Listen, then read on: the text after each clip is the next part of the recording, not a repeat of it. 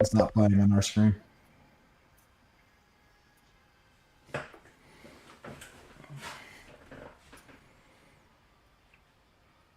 Marc, it's not playing on our screen. Is it not playing on the screens? You might need to present. I'm not normally the present, indeed. Okay, we're live now, so we just go with it. Yeah, we're live. Hey, we're live. We're back. It's been a while, but we're here. We've lost Mel already. Seems like we've had a lot of technical difficulties surrounding this some particular episode. Yeah, it's like the world doesn't want us to talk about vampires. I firmly believe that's not. We might have to blow their mind or something. Who knows? Yeah. I'm sure she'll jump back in. I'm sure at some point. So it's been a minute, right? It's been a good 2 months. It probably might be back home. Yeah, she'll be back home shortly. But it's been like 2 months, I think, since the last Yep, show. last time we were here was in July, and then in August we were about to go live. There was a power outage, and that stopped us from originally. And then we got power back, but it was already like too late to really get going. And then I had COVID the next time we tried. Yeah. Unbelievable. COVID's still knocking around. It's still doing the rounds. And that went through my entire family. The little one on the bottom there brought it home, so we can blame her. Oh, you're to blame. Okay. Yep. She's the culprit. That's fair. And she infected her brothers, who then infected my wife, who then infected me. Have you guys had it before? Did you have it before previously or not? I had it before it was known as COVID. Okay. First time having COVID. Okay. Yeah, it was their first time, but I had it like right in like December, right before they realized what it was. Like people were already beginning to experience it, but it was like a weird, like no one knew what to call it at that point in time. They treated it like a flu. Yeah. Yeah. I've had it 3 times. I had it completely off the top. I had it 3 times. Well, this will be my second time, and I did the vaccines too. I had 3 rounds of the vaccine. Yes, it's doing did the rounds here as well. We had it, we had a few people sort of go down with it here again. So it's still out there. It's just obviously not doing the horrendous damage it was doing before, but still, you know who doesn't worry about COVID? Do you know who has no problem with COVID? Vampires. That's true. Vampires don't worry about COVID. We're here to talk about vampires. No, We've been trying to get the vampire shit together for a while. Little spoiler alert, this is going to be a double show. There's too many good vampire movies. So I think we're going to be talking about vampires next month as well. So this evening, I think we've got a few classics. One that may not be so well known to some people, and one that is definitely not so well known to a lot of people, but it's still great. So let's get this show on the road. We're starting with Lost Boys. Oh, the biggie, the one that everybody knows. The one literally everybody knows. So, see, for me, this was one of the first like major vampire films that I ever watched growing up. And ever since then, it's been kind of the quintessential vampire film that I compare every other vampire film that I watched to. Okay. Like that's I was. Yeah, I'm the same. This came out in 1987, so I'd have been 9. No, 11 even, sorry. I'd have been 11. So it was one of my first go-tos in that respect. Always great, always a great time. Even now, holds up so well. Yeah. Does everything you need it to do. It made decent money at the time, and it's understandable why it did, to be honest. So, written by Janice Fisher and James Germains, believe it or not, and Jeffrey Boone. Jeffrey Boone was a big deal at this time in movies. Jeffrey Boone's credits include not only Lost Boys, obviously, but Indiana Jones and the Last Crusade, Lethal Weapon 2 and 3. So guy was in a little bit of a purple patch, it's safe to say. Directed by Joel Schumacher. We won't talk about other movies that man made. Certainly, Cape Crusader themed ones. Shoemaker's got quite the filmography.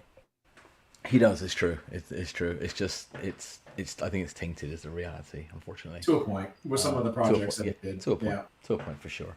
Well, Mel says she's here on YouTube, but she's just having bad connection spots, so she's in the chat for the moment. Okay, that's cool. No problem. I think she's on the road. Yeah, she's on the road, isn't she? She's going to be with us shortly. So, she's on which is the road. yeah, quite. Mel's normally our go-to for the trailers and so on. So you have to bear with us because I don't actually know how we do that, to be honest. But I'm sure we can work something out. But yeah, it's always been a classic vampire movie. I don't think there's any question of that. It didn't make mega money. Like, it made good money, but it didn't make mega money. Not when you think about how iconic it now is. So, and it wasn't made cheaply either. Far from it. So, like, it was made for about $8.5 million. So, you know, not cheap. Not at that point. There was clearly faith in it. Theatrically, it brought in 32.2. Okay. For the So, time, that's it's still decent. I mean, but it's not. I wouldn't call it a critical success. Yeah, of course. I mean, it's a hit. It was a hit, no question. It goes without saying. But when you think of Lost Boys in terms of the type of movie it is, how iconic it is, and to a lot of people, it's their favorite vampire movie of all time, if not their favorite horror movie of all time. In my head, I assumed it made 50, 60, 70, 80, whatever million, Right. and obviously it didn't. So, But all that came probably later. yeah, I was about to say it's probably relatively safe to say that. I mean, syndications, DVD it would have sales, made double.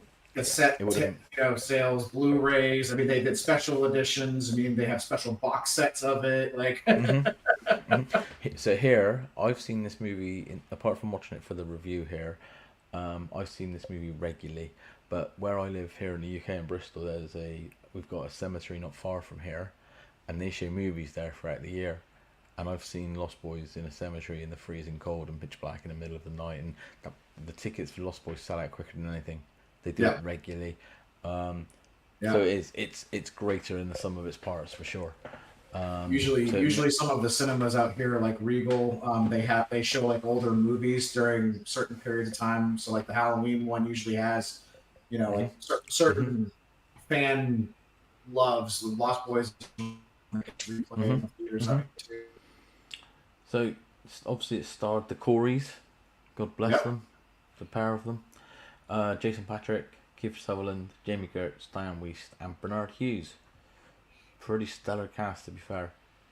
Yep. Pretty stellar. I mean, the Coreys could pretty much do no wrong at this point. Sure of. Now I don't know. I mean, different story now. Very much different story now. Feldman is back in the news for music, and it's not in a good way. No, it's terrible. Have you seen that solo? Yeah. Oh, shocking. You know what though? I gotta say this. Dude's living his best life. People are going to the shows. They're having fun watching him. Hey, who are we to judge? You know, Dude, whatever. And the thing is, you know what he went through as a kid as well. Like, who are we to judge? Listen, most of the independent bands he's more successful than most of the independent bands. But that solo is interesting. Yep. To say the least. But hey, I bet you I could give Scarlett a guitar and she would be able to match them. What do you think of Lost Boys, Scarlett? I mean, a younger person's perspective. I think it's pretty good.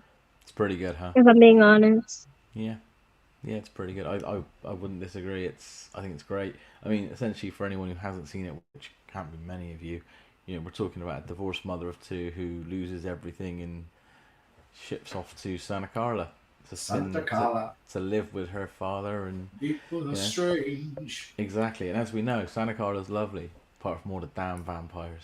I think it's safe to say. It's so good. It's so good. I gotta show it. So Scarlett, do you remember the end of that movie? The very end. Yeah. What happened at the very end? That final moment that makes you go, what? So the mom was practically dating the head mistress of the vampires, and then the big brother had to fight him to protect his family and the little boy and the girl. So they had a fight, Star and Laddie. and Star and Star Laddie. basically, yeah. So basically, so he had to fight him, and he did win. But And then do you remember what happens at the very end and how they ended up beating the head vampire? It wasn't any of them that did it. I can't remember at all. Okay, so it was the grandpa. Remember, he comes back with the car. Grandpa. And then, do you remember what he says? Do you remember what he says? No, you don't remember? No, I told you to remember. I told you to pay attention to that because it shows that he knew about the vampires the entire time and never said anything to anybody. He knew, yeah. It's true. Oh, he yeah. knew all along. You don't. One thing I could never stomach. All the damn vampires. So good. And then You everybody knew. So good. You knew a lot about vampires. It's so good. I think I might have to trailer here. Cool. You should be able to present the screen that it's on, and that might do it. Yeah. Or if you have the video file or something, you can do it that way. If you get a present option. There we go. No, we're not interested in you, buddy.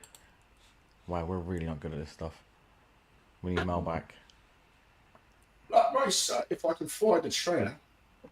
You keep talking. Give me a moment. Yeah, it's all good. We're here. We've got it. I think we're in. Man, how many hours do we get on YouTube these days? Hit no thanks on YouTube. No, we don't want the kill Welcome to the Kill Count, No, we don't where want we the kill tally up the count, victims Debbie. and all our favorite horror movies and Right, this is terrible.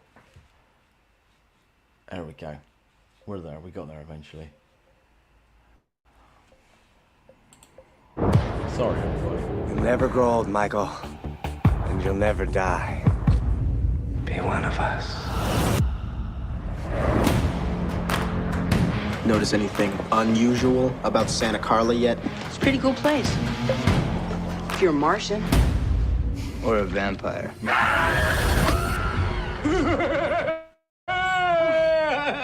Dad! You know where Hudson's Bluff is? I can't beat your bike. You just have to try and keep up.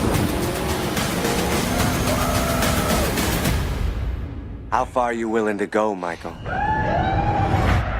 Yes, first. How are those maggots?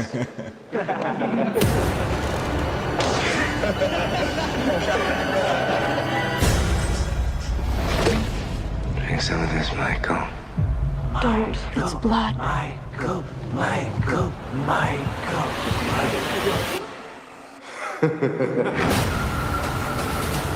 Now you know what we are. Now you know what you are. Help me! Stay back! Stay back! Help me! My own brother, a vampire. You wait till Mom finds out, buddy.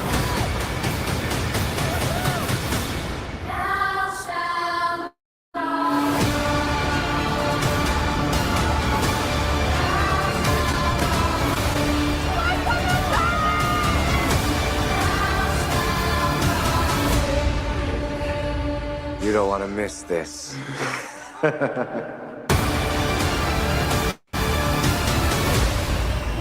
You smell like garlic.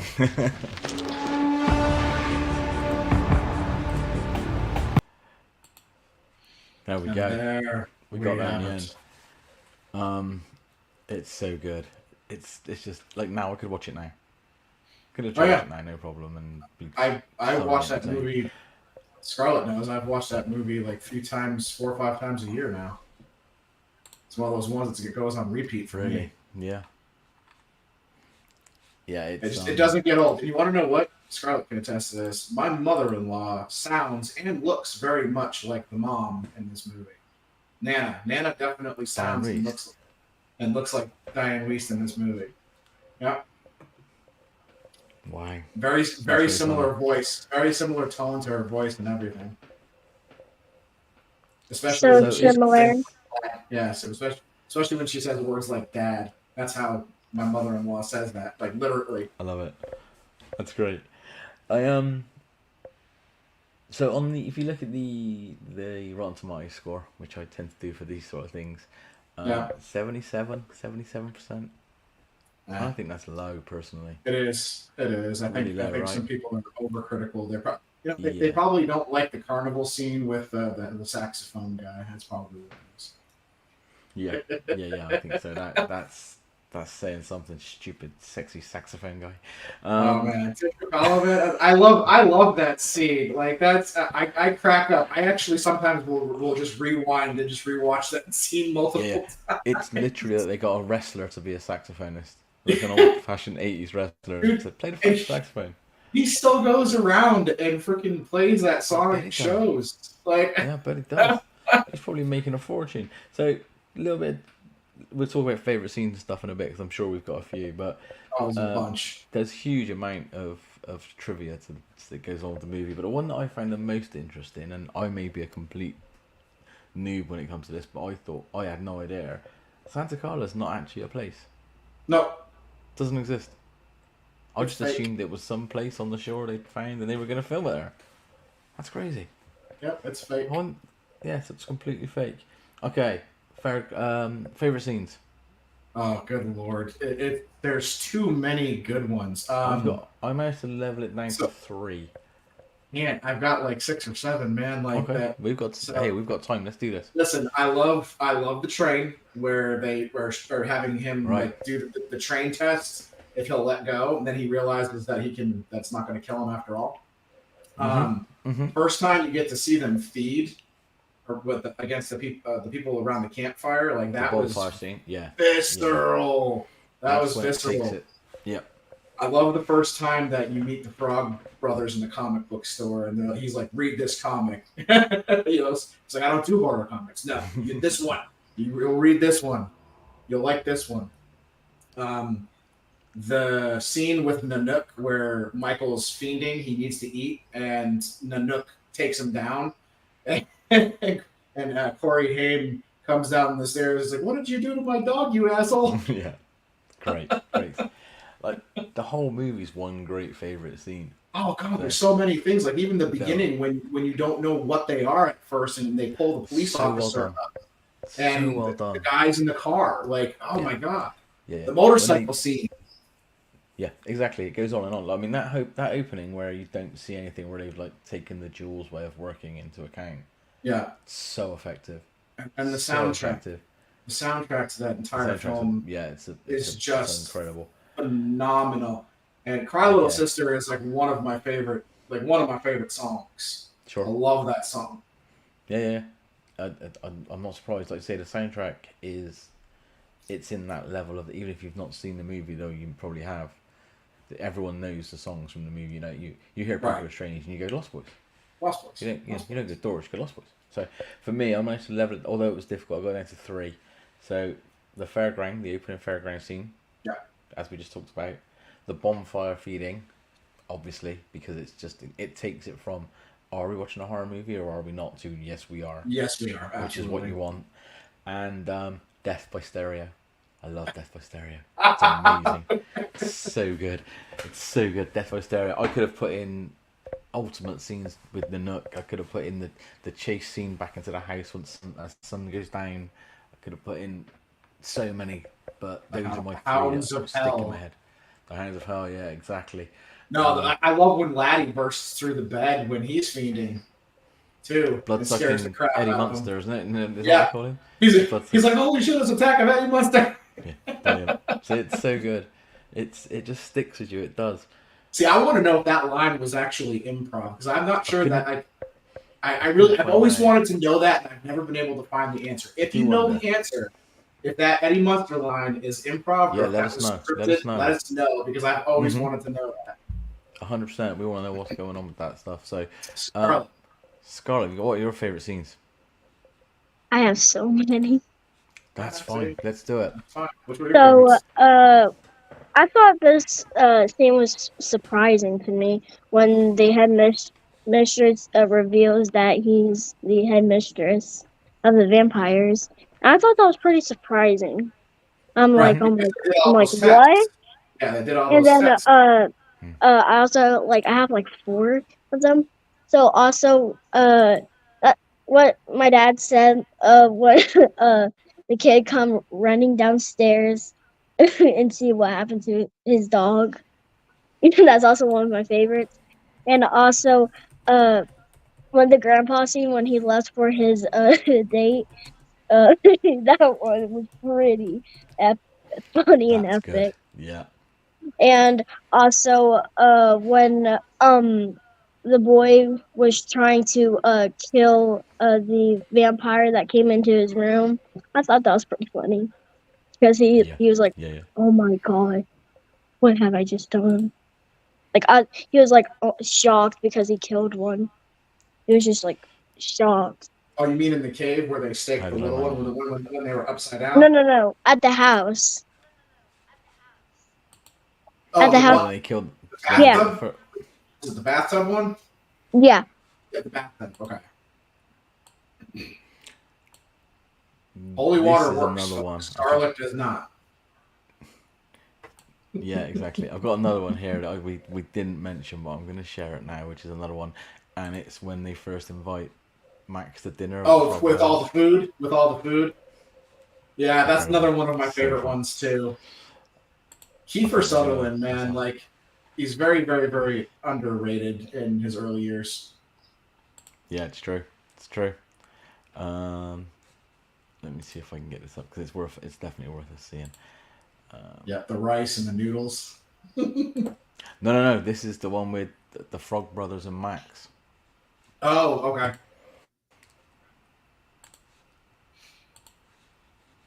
But the underground hotel was also one of my favorites where they were messing with them. Yeah. With the rice and the noodles. This one. Oh, the garlic scene. It's garlic. No, I like garlic. They all look at him like they're all... No. Would you quit breathing on me? No, get upstairs. Go on. Brilliant.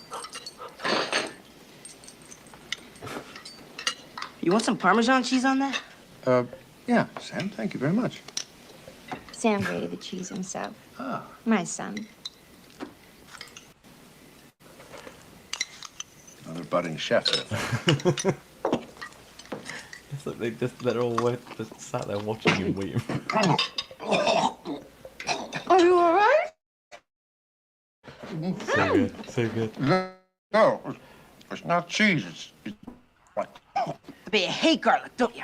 no, I look like it's a little much. It's raw garlic. Garlic? How did that happen? Guys, he likes garlic. Oh, sorry. Here, quick, drink some water. Oh! Sam, what's the matter with you? Does it burn? Burn? What are you, nuts? It's freezing. Oh, look at your suit, Max, and your pants. Oh, I'm so sorry. That's right. Gosh. Now what? Must be circuit breaker, Mom. The timing is It's not amazing. glowing. I know, hit the light. Sam, what has gotten into you tonight? I think I know what's going on around here tonight. You do? Yeah. I know what you're thinking, Sam, but you're wrong. I am? Yeah. I'm not trying to replace your father or steal your mother away from you. I would just like to be your friend, that's all. Good night, Lucy. So funny. So About the good. nuances. But And then at the timing end, you find is out why. perfect. Yeah. And then I love the the timing ending. is so good. The timing is perfect. It's the whole. When they look at each other and they go, "He likes garlic, guys." It's crazy. So I've not seen either of them, but it spawned 2 sequels. I haven't watched them. I have, Thankfully, no one's asked me unfortunately. to review. Please don't, because I'll have to, obviously. So, It definitely ruins the I guess the third one where they bring back the Frog Brothers. one's called The Tribe, I believe. I don't know about the other one. Is that Yeah, right? there's Yeah. one where the Frog Brothers do come back. It's not terrible. Like I did enjoy some of the scenes with the Frog Brothers coming back, but the rest of the movies are just trash. Like Yeah, unfortunately. 1.5, It's the way 1.5, 2 stars in comparison to the original. Damn. Okay. So clearly, like you say, it didn't carry on the legacy. It's a 5 out of 5 movie. We can all agree, right? There's no question. Oh yeah. Yeah. Goes without saying. So the only other thing I could find out, which I found was really interesting, there was a planned mid-credit scene, post-credit scene, that they never put into place. But from what I can understand is that the scene itself involved a camera panning up to a very old portrait of Max in, I don't know how many years, like centuries old clothing and so on. So that would indicate that he was thousands upon thousands of years old, or hundreds upon hundreds of years old, whatever. Clearly, it never made the cut, but it was planned and was, put to film, but they decided against it in the end, I guess. So I don't think it would have added anything personally. I mean, realistically, what is it going to add? But yeah, it's a classic, and if you haven't seen it, shame on you. To be fair, I think that's probably the easiest thing to say. Anything else to say on Lost Boys? Any last words? I'm sure Mel, when she has a chance, will jump in and let us know what she thinks about it. We'll recap when she arrives. But until then, we're coping pretty well, I think. Any last words on Lost Boys? Other than we all know it's a bona fide classic. It is a cult classic. It is one of the. Is it your favorite vampire movie of all time? Yeah, I as much as I want to say that there's other ones that have surpassed it, I just can't. Like, every time I go back to it and rewatch it, it gives me the same thrill. It gives me the same thrill every single time I go watch it. No other of the vampire films actually does that. The only other one that comes close is probably one of the other ones that we're going to be talking about tonight, and that's 30 Days of Night. Okay, we'll get to that one for sure. It's not mine. My favourite's not in the list. Really? Yeah, it's not, ironically. So it's more nostalgia, I think, than anything else. I haven't rewatched it in a while. It will be in the next show's list. I'd like to think, if we can, once we vote them in. But yeah, it's not there. It's second for me. It's a very close second. My favourite vampire movie of all time is Near Dark. Near Dark? Near Dark. Yeah, I love Near Dark. So it hasn't aged well, unfortunately, Near Dark, unlike Lost Boys, which has aged incredibly well. But it's still right up there for me. Certainly when, we'll talk about Near Dark next time, hopefully. But Lost Boys is great, everyone. Go watch Lost Boys. Not now because you're listening to us, but when we finish, go and watch Lost Boys. Yeah. And, if it did exist, stay away from Santa Carla. Yeah. Shifting massively from one type of vampire movie to a whole other genre of vampire movie. Our next one is a lot newer, 2008, and it is the original Let the Right One In.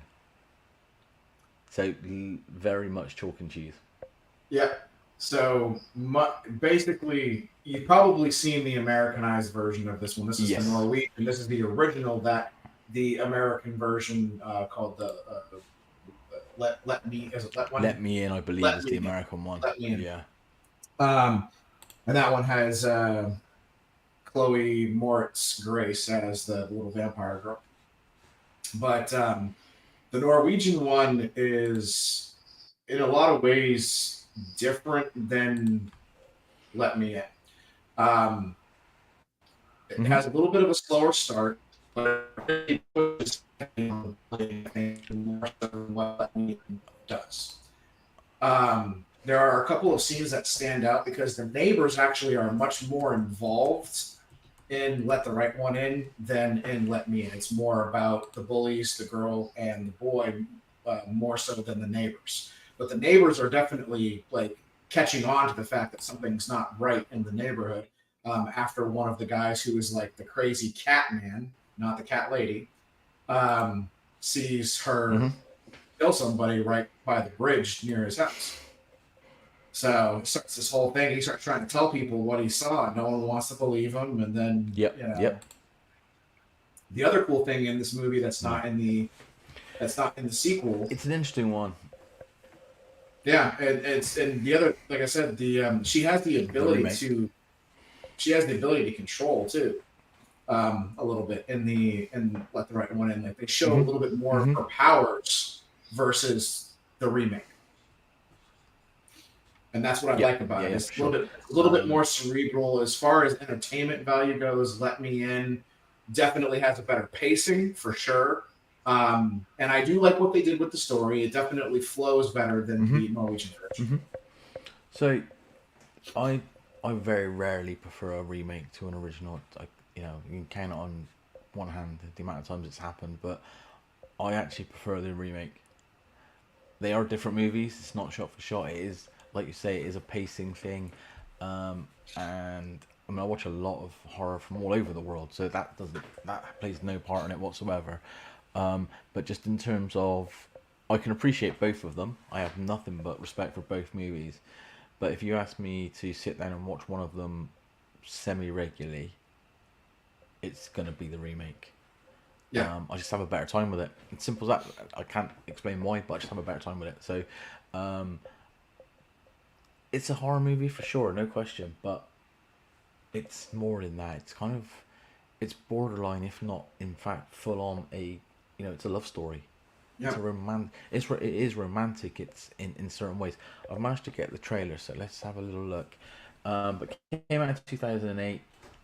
Written by John Avray Lindquist. I'm sorry, John, if I've murdered that, but I'm sure I have. And directed by Thomas Alfredson. Very small cast of only 4 main names within the casting. There's obviously other people in it, but did okay. Was made for 29 million Swedish krona, which equates to about $4 million. So Tracks. yeah, and globally brought in just over 11. So it's one of those where it probably, it wouldn't have got a huge theatrical run anywhere outside of, inner circles and festivals and so on. So, but yeah, it's definitely there's more heart to it. It's definitely, no pun intended there. It's definitely got more heart to it. It's definitely more of a love story. I mean, you've got a young bullied boy who befriends a young girl in Stockholm, and things just aren't what they appear. Right. But it's I don't know if this is the right word for it. I think it's almost haunting in a way. Yeah. It's well, not when you figure out the backstory a little bit, like when we find out that the guy that's helping her is not her dad, and it's another little boy who fell in love with her at one point in time and has been taking care of her for his entire life, and you know at that point that's pretty much what's going to happen, to the next kid. That's what she does. She kind of bounces. She develops these relationships to keep someone taking care of her so that she doesn't die. Yeah, no, exactly. Let's have a watch of the trailer.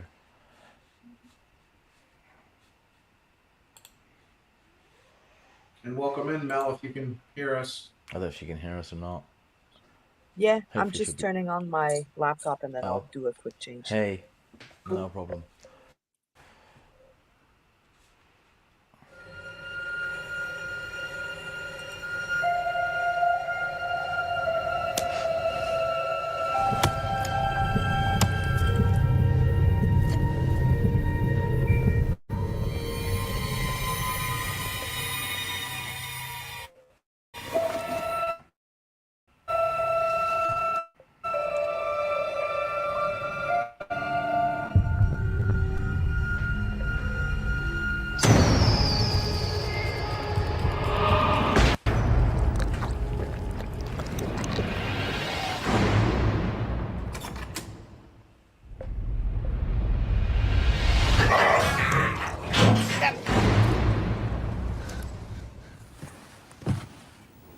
Är du vampyr?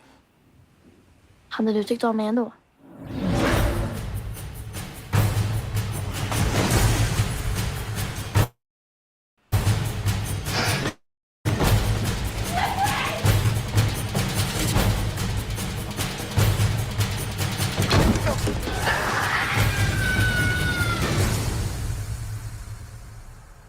Vill du bli ihop med mig?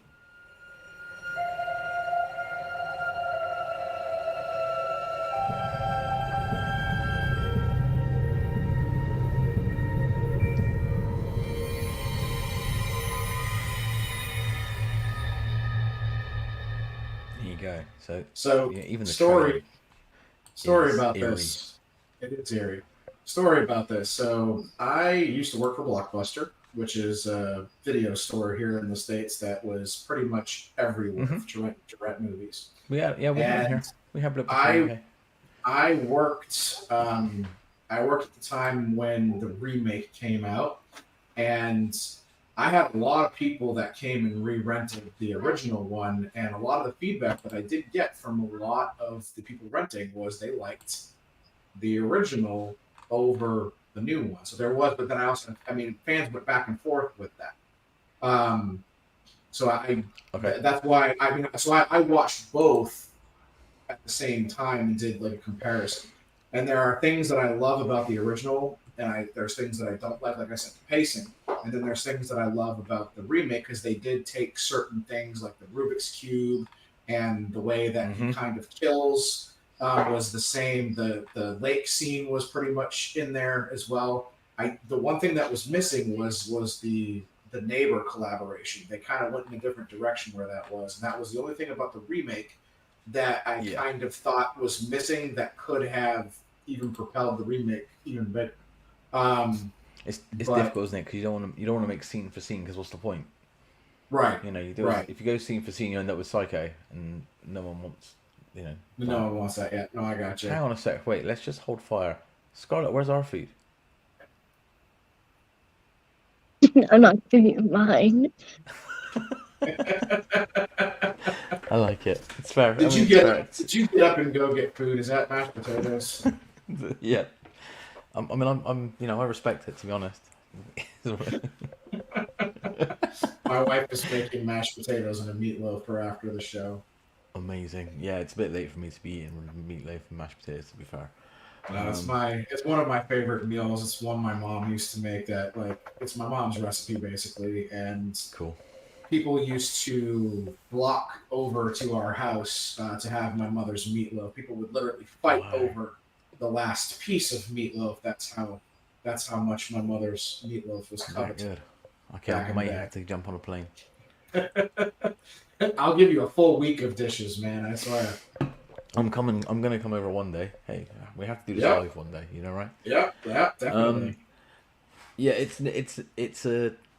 I love a deliberate slow pace. I always have done. Like, I don't, horror is so subjective in that you can have just blood and guts and gore and, the terrifiers of the world and whatever you like. And I have no problem with any of that stuff. I don't at all. But I love a good story. Yeah, the cerebral. Yeah. And if you have there's nothing worse than a slow, deliberate pace that doesn't go anywhere. But when you get to where it needs to go and when it hits home as it should, which is very much the case in this movie, I think you struggle to beat it. Yeah, there's very few movies where you can see that sort of the plodding along, and it's very easy in horror to go, well, it'll make money. It's horror. It doesn't cost a lot. No problem. This is it's a very different movie, and certainly in 2008 for sure. Yeah, very different. 2008 doesn't seem that long ago now, but it kind of was. It's the reality. Yeah. Terrifyingly, it really was. So it was before they got better with CG graphics with Avatar.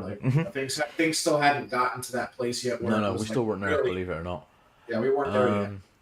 No, we weren't quite there. You're right. And also, I think as well, and for the better as time's gone on, is now more people respect the genre and make horror movies because they love horror, right? As opposed to at one point, certainly not necessarily in 2008, but certainly in the 90s, because everyone knows the 80s was the heyday pretty much. It was the Wild West. Do what you like. The 90s, the bottom fell out of the whole genre, as we know. A lot of people made horror. We had maybe 3 or 4 really good gems in the 90s. Yeah. That was we should do it. Do you know we should do a show on 90s movies? I bet you we'd struggle to come up with more than 5 or 6. Yeah. In terms of actual solid, good movies. Yeah, and that's sad to say, but it's true. But the problem was as well is that because there was a market for horror, albeit a dwindling one, directors would make horror just to be working. So they had no love for the genre. Hey, we've all got paid to keep the lights on and pay the bills and whatever. No problem. Do you think it was the death? Do you think it was the death of the drive-in? Because during the 90s, drive-ins just started to disappear, and we didn't have those anymore. You would have to tell me because we don't have those here. We never had them here. Yeah, so it makes sense though, because in the 90s, that's when all the drive-in theaters started to close. Like, okay. I remember there were so many drive-in theaters around me, and then all of a sudden, one by one, they started to close up. Really? Not as many people were going to them. They were going because the drive-ins didn't have, you know, that new THX that Lucasfilm had put out there and all that stuff. But all the newer theaters did. So the drive-ins started to close, and that's where I think horror really, during its heyday, was played the most. Was people would go to the drive-ins and watch these movies from their car. Well, I think the thing is as well, one of the things, the two areas that I feel are not solely responsible, but certainly the biggest influences. One is the death of Blockbuster or video rentals in general, because, you know, as a kid, certainly as a kid, I would go into a video store or you know, a Blockbuster or whatever, and you'd pick up stuff just based on what the cover looked like. Yeah. You know. You would. That was how it was. So that plays its part, because that once that sort of diminished, then you didn't experiment with the sort of stuff you were watching, because you kind of couldn't. You know, that was it. No, you're not wrong. The artwork did play a big role. Oh, massively, yeah. And this is why I know I've said it before and I harp on back before. The artwork for the Knightfall album is so incredible, because it helps tell the story of the music. Yeah. You know, and it reminds me of those days where you would go in and you would go into a video store and go, I have no idea what that is, but that looks incredible, based on a monster on a screen or whatever it might be. For those that have not seen it, this is the album artwork he is referring to. It's beautiful. On the main cover. Yeah, it's beautiful. Scarlett, you've seen it. She's like this. She's like, for the next album, you should get a picture of Scarlett eating mashed potato. Hilarious. And then the other thing I think is the reality that studios realised that if they made stuff to a wider audience, i.e. kids, they'd make more money. So they just diluted everything down. Everything got diluted down, and the stuff that didn't get diluted down, they just didn't believe in, so they didn't put the money in it. Right. That's my. But opinion, luckily, we still had people like Wes Craven wanting to do stuff. So we got a few good ones. We got a few good ones in the '90s, and then it started to struggle. Yeah, I mean, it was all but dead at one point, and then Scream. I think Scream probably saved us to a degree, along with a few other things as well. Here she is. Yay. Hey guys. Hey. How are you? I'm good. Are you eating mashed potato as well? No. No, you're not as good as Scarlett. Scarlett didn't bring food for all of us, just for herself. Scarlett, bring me some food next time.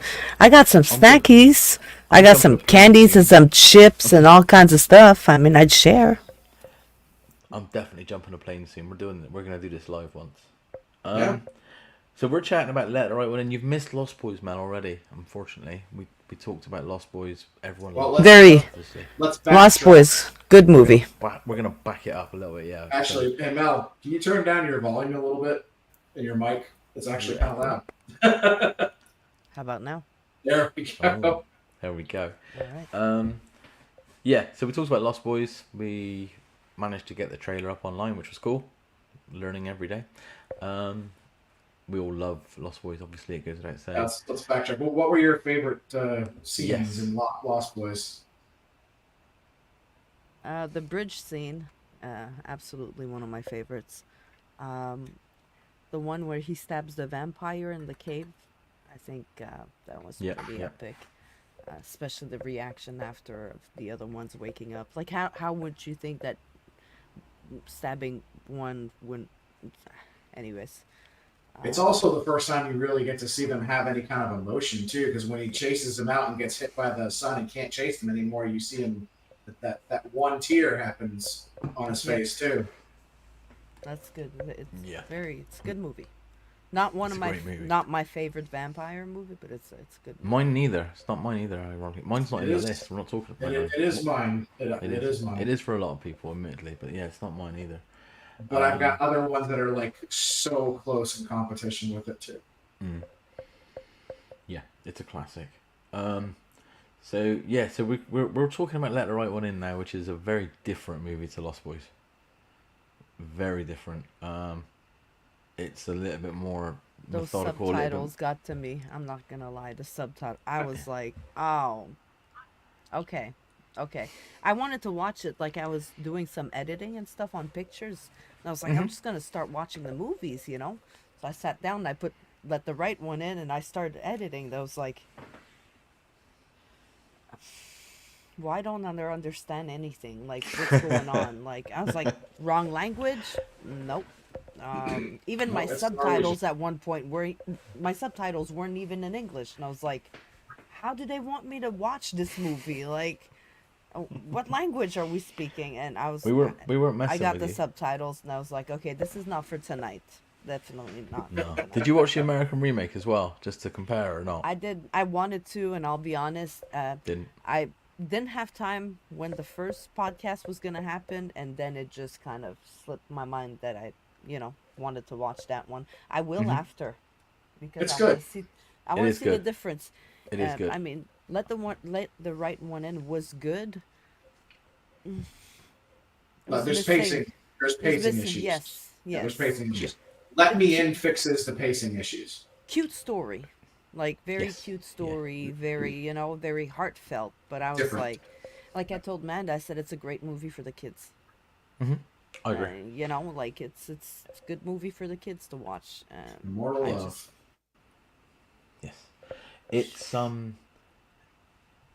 was saying previously, it's very rare, I will admit, to preferring a remake to an original, but in this case, that is the case.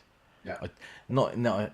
I enjoy the original a huge amount. I think it's a great movie, and like you say, it is a bit slower, a bit more deliberate, a little bit more haunting, maybe a bit better for a younger audience.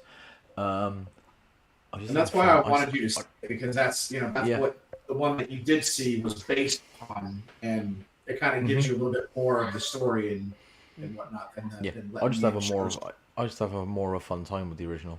With the I agree. remake. So, well, I mean, you've in got actors and actresses that you recognize in that film. Well, also as well, they believed in it. They put a lot behind it. I mean, the remake was directed by Matt Reeves. Yeah. So you're talking the Batman Matt Reeves. It wasn't given the Sun just like, oh, you made a music video once, guy. It was Matt Reeves. Also, originally as well, there was a TV series. It went on to have the American version had a TV series. I have not watched yet. I have seen the trailer for it. I do want to watch it. It's been cancelled, just so you know. So there's one full season of it, but it has been cancelled since then.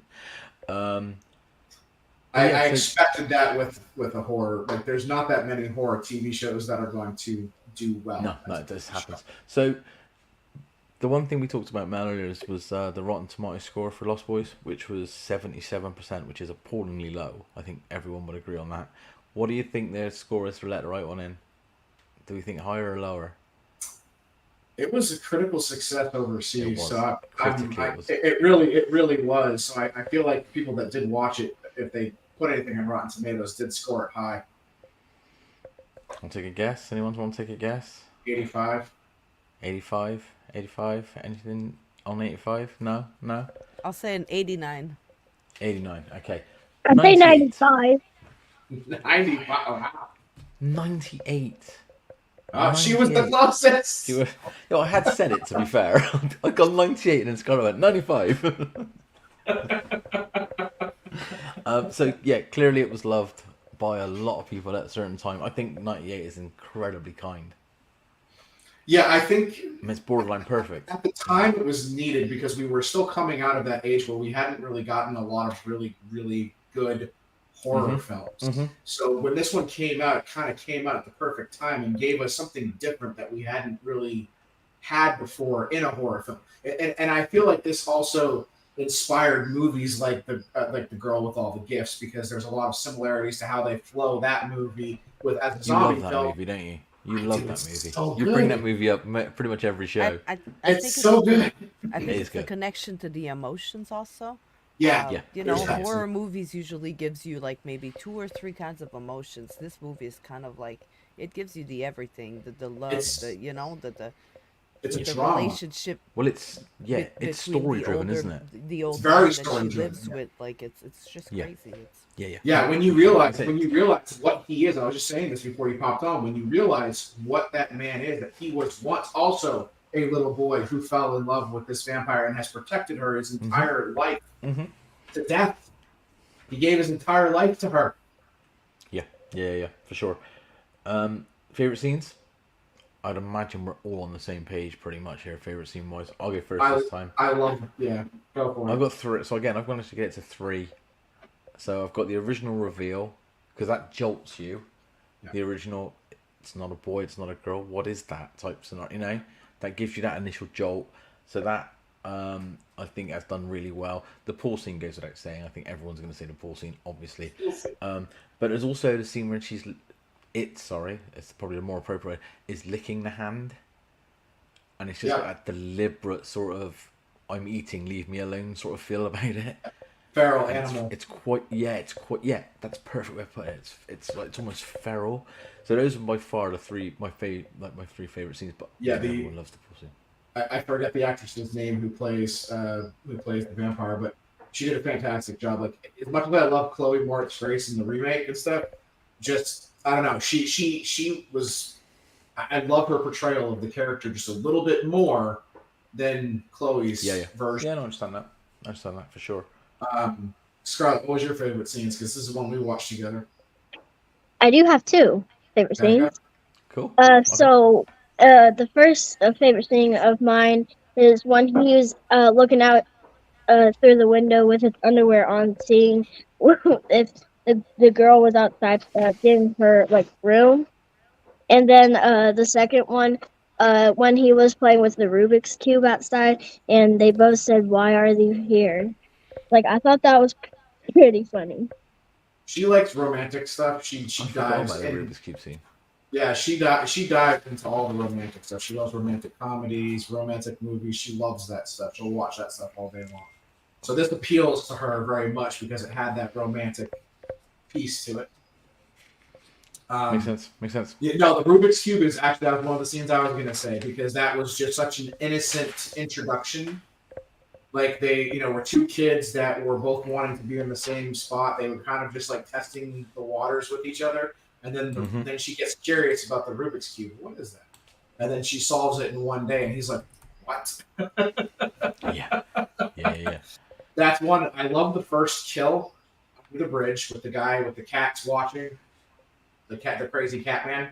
I thought that was. I love that scene. The bridge scene is my favorite scene. That's what a vampire does. It's how I always imagined a vampire would hunt and feed. Done. That's how it would go.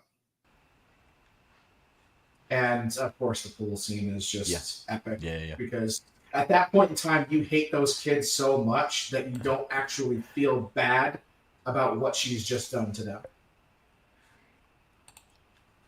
And they did a good job. They did a good job with the bullies. It's difficult to say.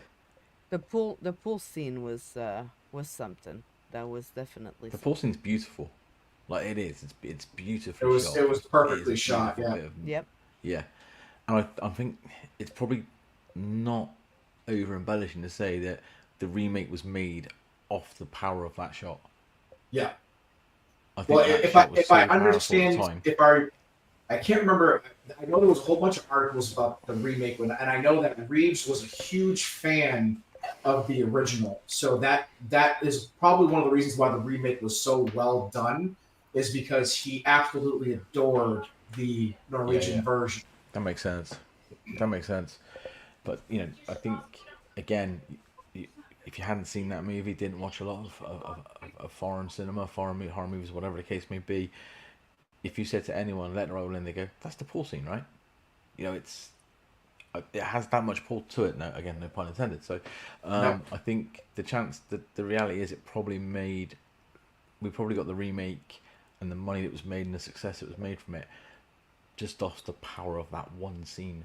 As much as the rest of the film's still great, it's that one scene that everybody likes to see a bully get what they deserve. Yeah, of course. There's one other scene that really gets me, and it's actually kind of a two-parter. It's the scene where he knows he's going to be caught, and he dumps the acid all over his head and his hands so that they can't identify him. And then the scene where she visits him in the hospital, and he lets himself out the window and takes his life so that there's no way that anyone finds out about her. That was just heart-wrenching. But it's dread-inducing, and that's what good horror should be. It should be dread. It's heart-wrenching. That's kind of the point. So it's a horror movie that actually makes you really care about the characters, and there's not a lot of horror movies that really make you care about the characters that much. Let's see, you guys were saying 98%.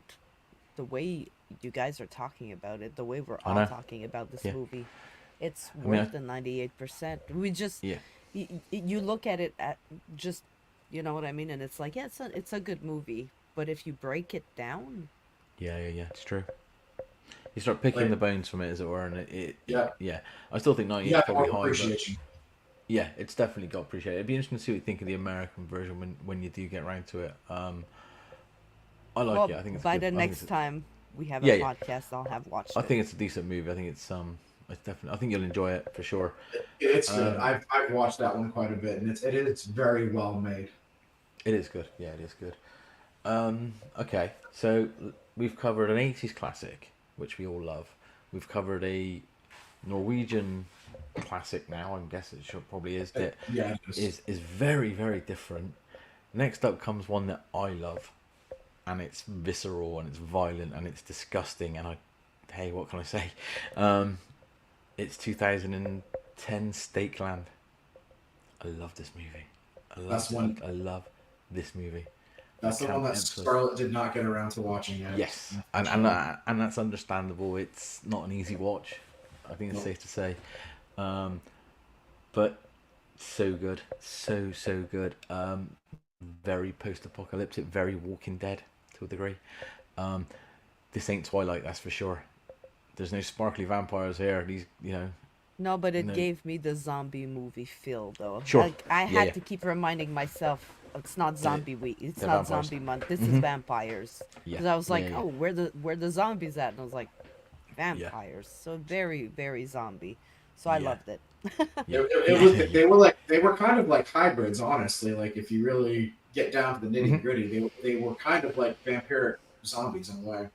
And I like the fact that like the whatever the virus was did different things to them too. So you had the berserkers. You had kind of just like the thinker. You had the regular one. Like that's you kind of had like the normies, I guess, is what I don't know I forget what they called them in the movie, but there was kind of like the normal vampires that It's just the suckers. It's a weird one because it cost next to nothing, is written and directed by and starring a lot of the same people. So written by Nick Dempsey and Jim Mickle. Jim Mickle also directed it. Nick Dempsey plays Mr. Yep. So not only did he write it, he's also he's in it as Mr. Connor Pablo's in it, who I've seen in a few things, but he plays the kid, the young guy, the trainee. Yeah. Kelly McGillis is in it. Top Gun in the house. Top Gun in the house, right? And Daniel Harris is in it.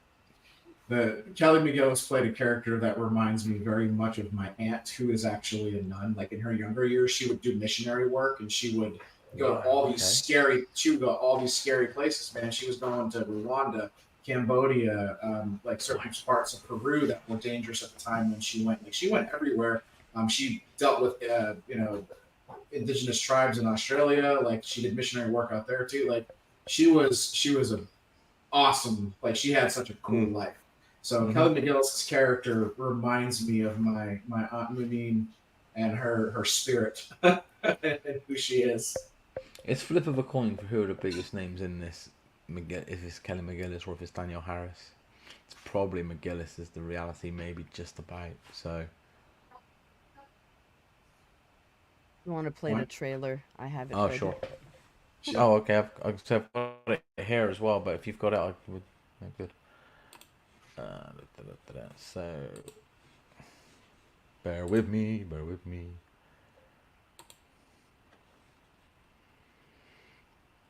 Here we go. Here we go. You guys ready? Yeah, let's do it. Call me Martin. I've seen things you wouldn't believe. Things a boy shouldn't see.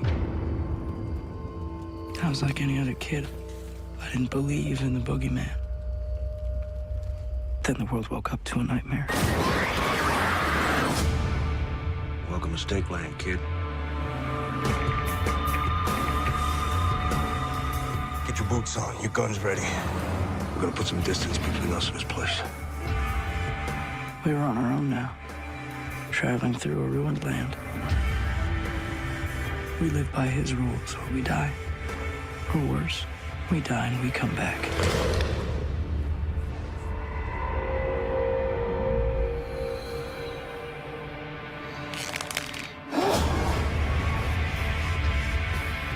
How many of those things have you killed? Not enough.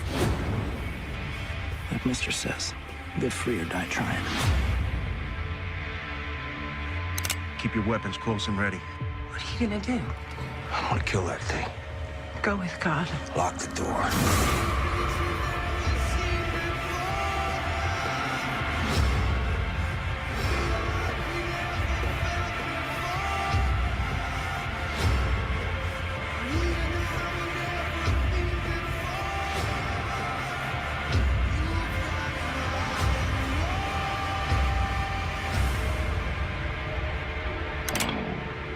How many of them things out there? One, but she's really pissed off.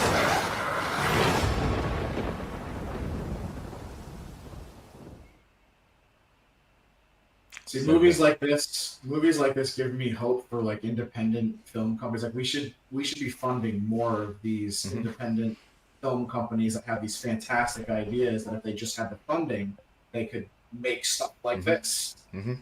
So speaking of funding, budgetary and so on, made for $600,000. That's really good for that kind of a budget. Like So it didn't make a huge amount of money, mainly because it was released for 2 weeks theatrically, and it went to 5 theaters in the whole of the United States. It's a shame. So it's not fair. Wow. They shit on independent. Yeah, they've shit on it hugely. I think the reality is though, it's a cult classic. It's widely known now, certainly in horror circles and outside as well to a degree.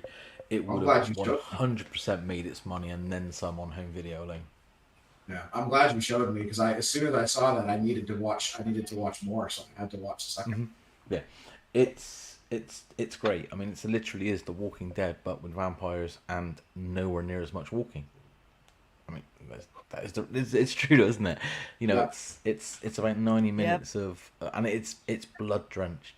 It's bleak. That opening, we're going to talk about scenes and stuff in a second, but and that like, super vampire there, that big.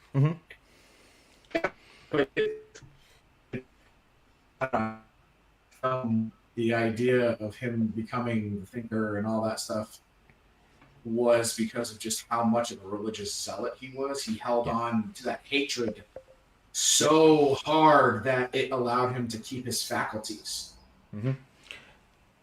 And the beauty of it, and it's the same with a lot of these type of movies, is that okay, the vampires are fierce, they're feral, they're blood drenched, they're everything that you're terrified of.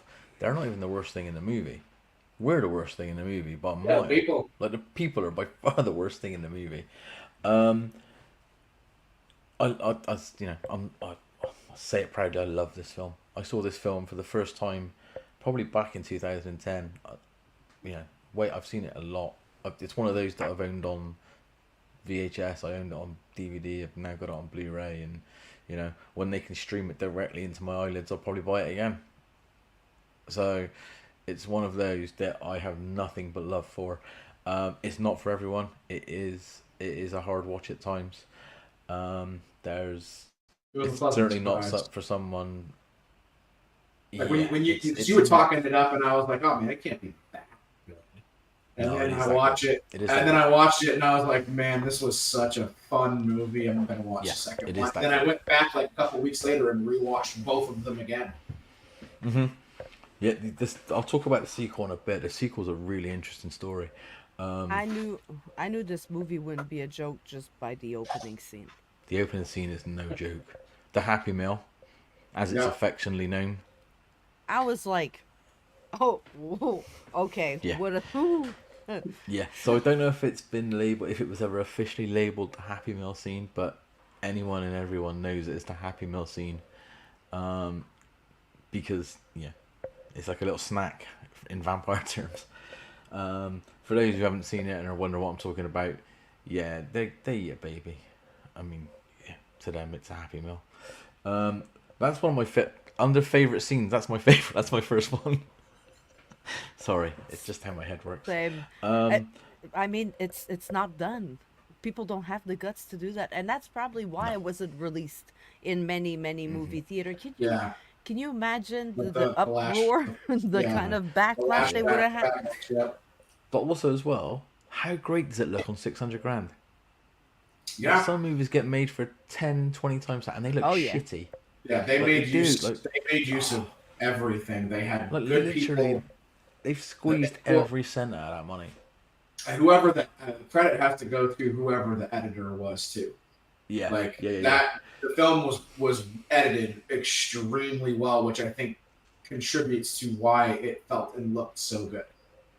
You have to assume that there wasn't a lot of money involved outside of that. So, okay, they may not be top tier AAA names, but in horror, Danielle Harris is a big deal. Like, she wouldn't have been cheap unless she wanted to do it.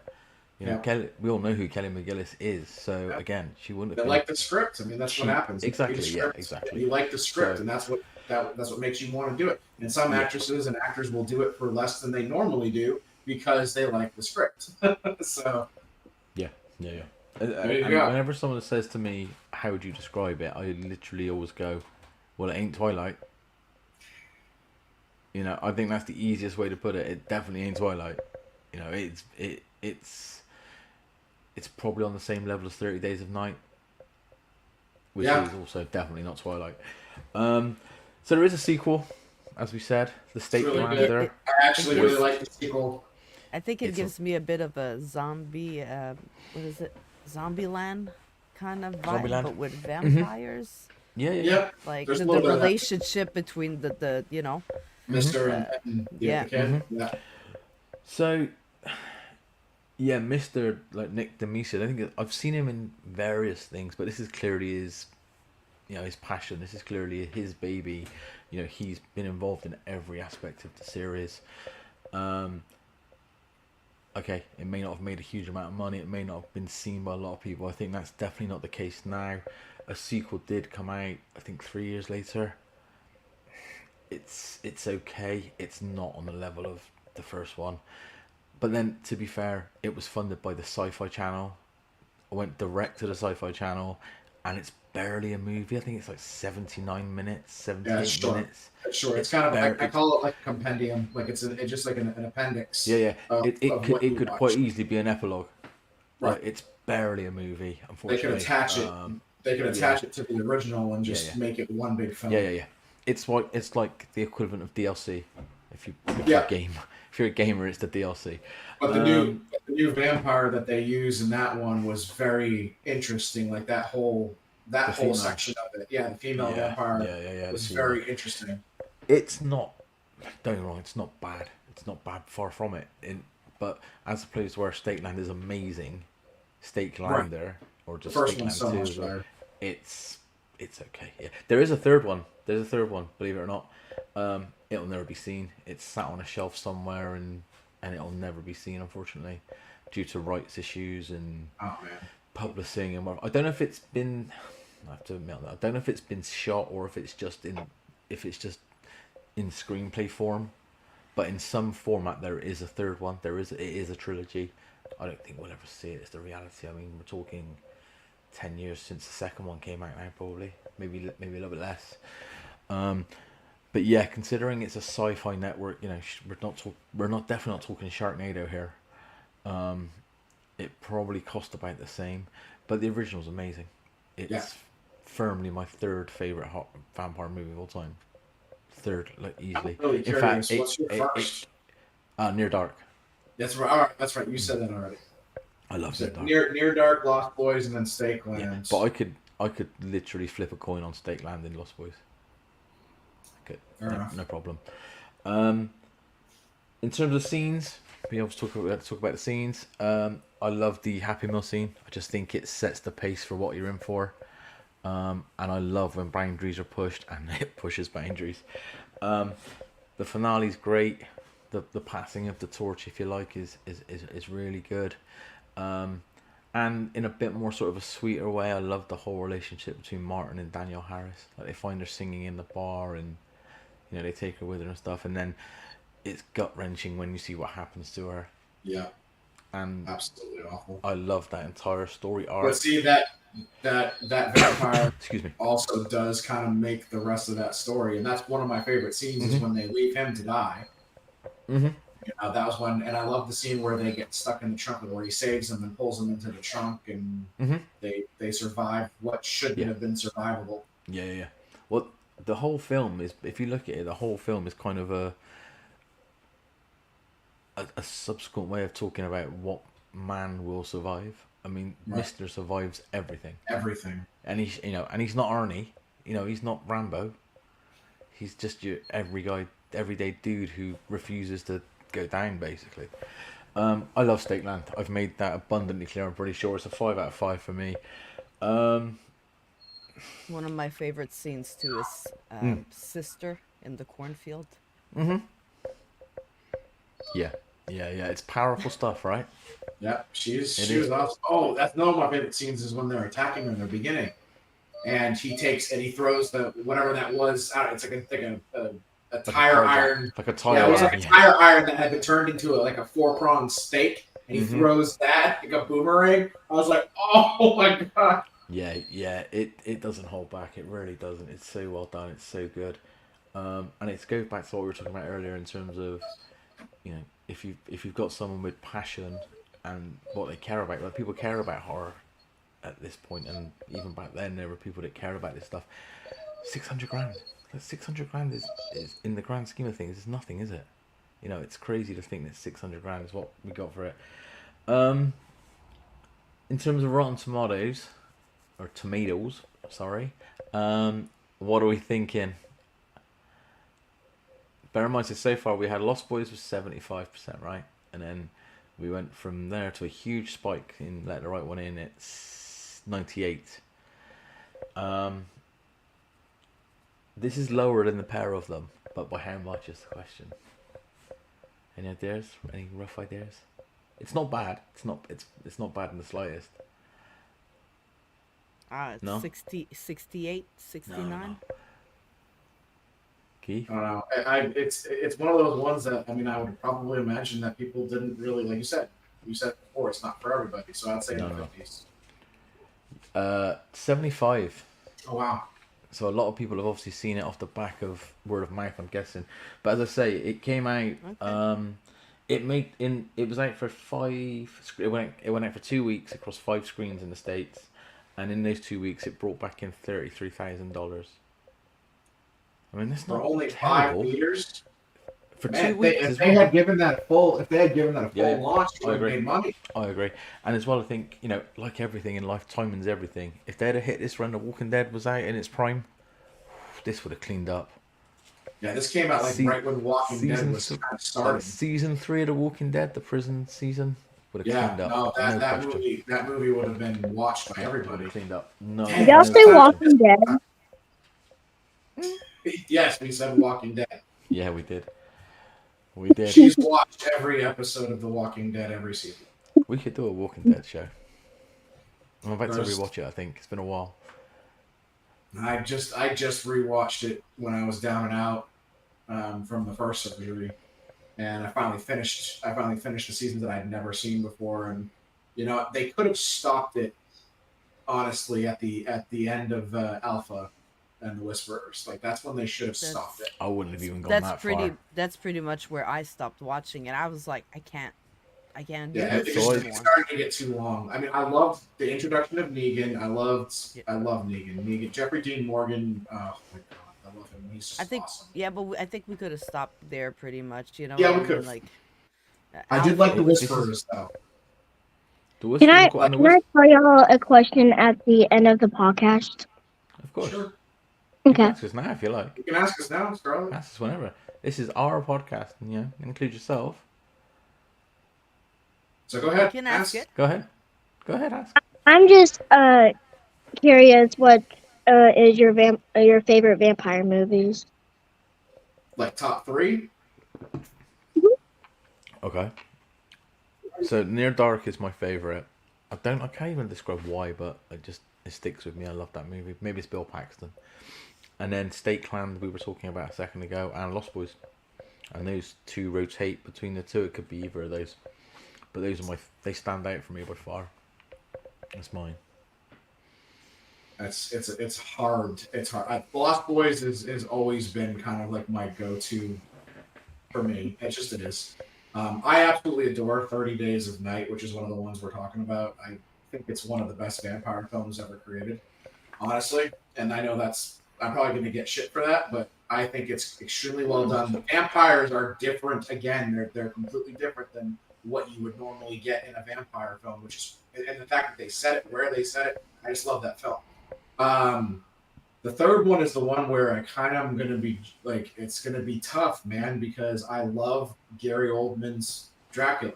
Like, I love Bram Stoker's Dracula. That movie is so well done and has such a fantastic cast that it's so hard not to put that like so close to the top.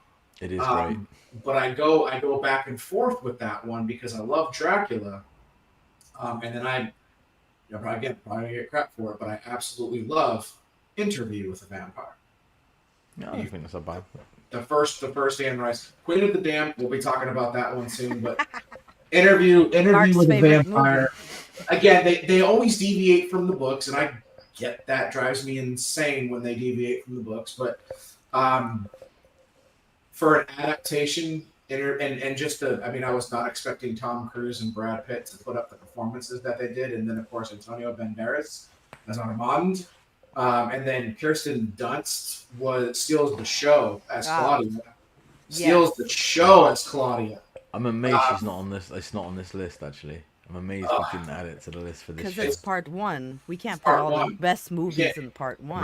No, we have got another series. We have got more vampires coming. We've got more. We couldn't do just one show, so there's going to be more than one. There's too many. But yeah, Interview with a Vampire and Dracula. Just you could toss a coin, and depending on how my mood is, that one will change. Understandable. Yeah, Interview with a Vampire, I agree with. One of my tops. Kristen Dunst is just that so good. She sold it for me. I don't like Tom Cruise. I'm not a big Brad Pitt fan. I like Antonio Banderas, but she did it for me. To see the emotions of a kid vampire, you know what I mean? Like, and that's not something they show a lot. Like, not the way she lives it, and the way she portrays it. I'll let you watch that movie in a few years, Scarlett. There's definitely some scenes that are not for you yet. Yeah, it might be a little bit much. Yeah, it's true. From Dusk Till Dawn. Ooh, that's good. Nice. Always one that I go back to. And one that we've watched this week, 30 Days of Nights. Is 30 days. That takes us into 30 days. That's my top favorite. 30 Days of Night. So what are your other two? If your 30 Days of Night is your number 1, what's your 2 and 3? So, I also like Queen of the Damned, too. I think it's a pretty good movie. And that's my second. That's my second. Okay. I'm not pretty sure of my third one. I'm not pretty sure. Okay. What did one of the other movies that we watched together recently was The Last Voyage of the Demeter. I haven't seen that yet. For the no what? reason other than I think the hate that film got was undeserved. I think it's really well done. And I've not seen it. In my top 10, honestly. Why? I think it was good. Yeah, I've not seen it's it. It's in Bram Stoker's Dracula, and it's only talked about for like a page maybe in the entire book. So they didn't have a lot to go off of. So they built this entire story around it, and it was kind of cool how they made that happen. Yeah, I mean, it's not that I've not seen it for any, untoward reason. Other than I just haven't seen it. I enjoyed it. I just didn't get around to it. I will catch it. It'll be on streaming at some point. So, okay, that does take us into 30 Days of Night, actually, quite nicely. I didn't love this movie initially. Nice. I love the book. The books are if you guys have never read Anne Rice's vampire stuff, oh, it's so good. It beats the crap out of Twilight. Even the book, the Queen of the Damned book. We'll get to that. Nothing like that. I was going to say, there's no way it can't be the same level as the movie. Nope. And Stuart Townsend, we'll get there. We'll get there. Believe me, I got stuff to say about that movie. Don't you worry. I know I probably earned that after the April Fool's Day, but damn. Okay, 30 Days of Night, 2007. So it's older than Let the Right One In, just about. I saw that. I saw 30 Days of Night in theaters, and I saw it so many times. Yeah, I've grown to love it. I didn't love it. I didn't hate it. I was indifferent. It didn't bother me. It was just meh. But I have to admit, over the last, 3 years maybe, I've grown to really, really enjoy this movie. There's a lot of nuances to it that you have to watch it multiple times to really get out of the film. I still find things that I didn't catch the first few times I watched it. So obviously this is a comic book, right? We know that it was a graphic novel initially, yeah. So the screenplay was written by Steve Niles, who was responsible for the graphic novel. So that always helps. It's a faithful adaptation. Yeah. So and then directed by David Slade, who would actually also go on to direct Breaking Bad, TV series of Hannibal, love it. And more importantly, shockingly, Twilight. So this dude knows what he's talking about in terms of both sides of the coin, I guess. I read the Twilight books, and I think the problem is when they made the movie, they made them look at Scarlett's face. They made them glitter. She you loves know what it. I mean? They shouldn't have made him glitter like that. Like he took a bunch of like glitter and just. There's a theory. I don't think that's what she meant when she said that his skin was. I think he was shiny. You know, like there's a theory that the vampires in Twilight are not really real vampires; they're F.E.A.R vampires. So and that's why. I'm not gonna hate on Twilight. I'm probably romantic vampires. But it's not. Yeah, this is the thing. It's not made for me. Twilight wasn't made for me to enjoy. You know, she's the target audience. It's made for you to enjoy for sure. It's not made for me, definitely not. You know, no one's gonna go. Oh, I wonder if that guy will sit down and enjoy this movie about shimmering teenagers. Yeah, he's not going. I can assure you straight away, he's not going to. So it's not for me. So I can't hate on it. I've not seen it. It's not for me. So. But again, I like the books. The books are better. I haven't read them. I think my wife read the books. I'm pretty sure we might have them here actually. Which is good for me because if she's read the book, she refuses to watch the movies more often than not. So I haven't had to sit through it. So, but I'm quite surprised. I'm Team Jacob Scarlett. Team Jacob, not Edward. I'm being honest, I don't really like Edward that much. Edward the Batman? I don't really like none of them, actually. I'm Team Renee Esme. I think that is the best thing that happened in the whole movie. Edward's the vampire. And Jacob is the wolf, just to help Marc up there. It could have been. I'm just gonna briefly say it could have been better if they had someone different playing Bella. I just can't stand. Oh my god! And Edward. If I'm being honest, no Bella for that. So Edward is now the Batman, right? Yeah, is that right? Robert Pattinson. Okay, cool. He was also Cedric Diggory in Harry Potter. Like he's a good actor. Either. And Batman. And he's Batman, yeah. I'm Batman, yeah. And surprisingly Hard Times? didn't hate the new Batman movie. I was going I loved it. I loved the new Batman. Batman. To hate it, and it ended up being a lot, so much better than I thought it was going to be. Yeah, I loved that, I have to admit. Anyway, 30 Days of Night, because Batman would take us into a whole other direction. Starring Josh Hartnett, who's now back, as you may have seen. I don't know if any of you have seen Trapped, but Josh Hartnett is back. Trapped is in theaters now. M. Night Shyamalan movie. Seen very mixed reviews, but with M. Night you make your own mind up. I think it's a reality.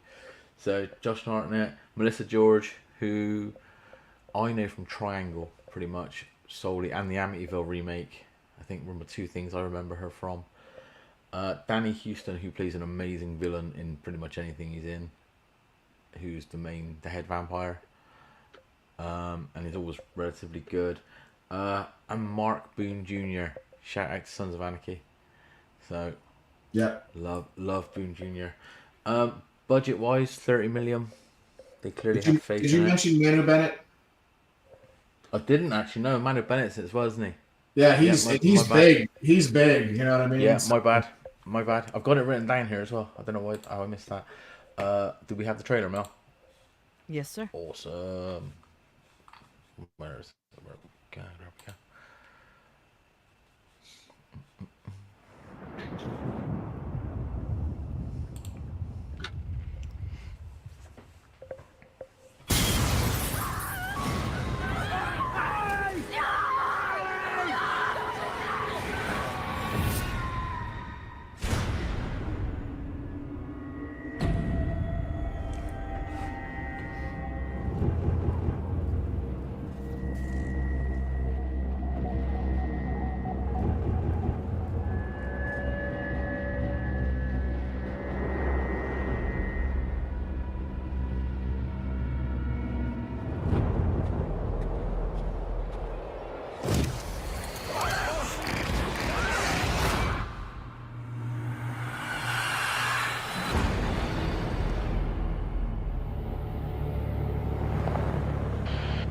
We need you at the station.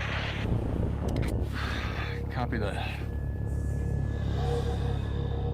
Board the windows. Try to hide. They're coming. They? Who are they?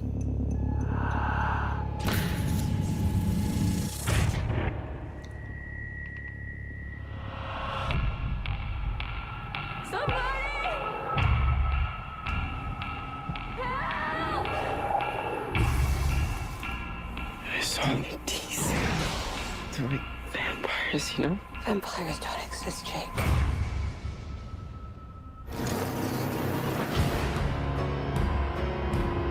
That cold ain't the weather. That's death approaching. They're tearing through everyone's home.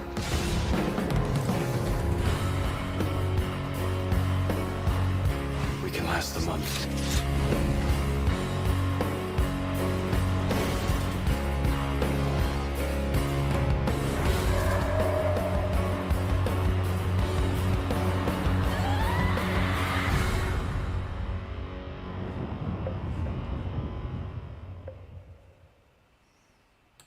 This movie so much.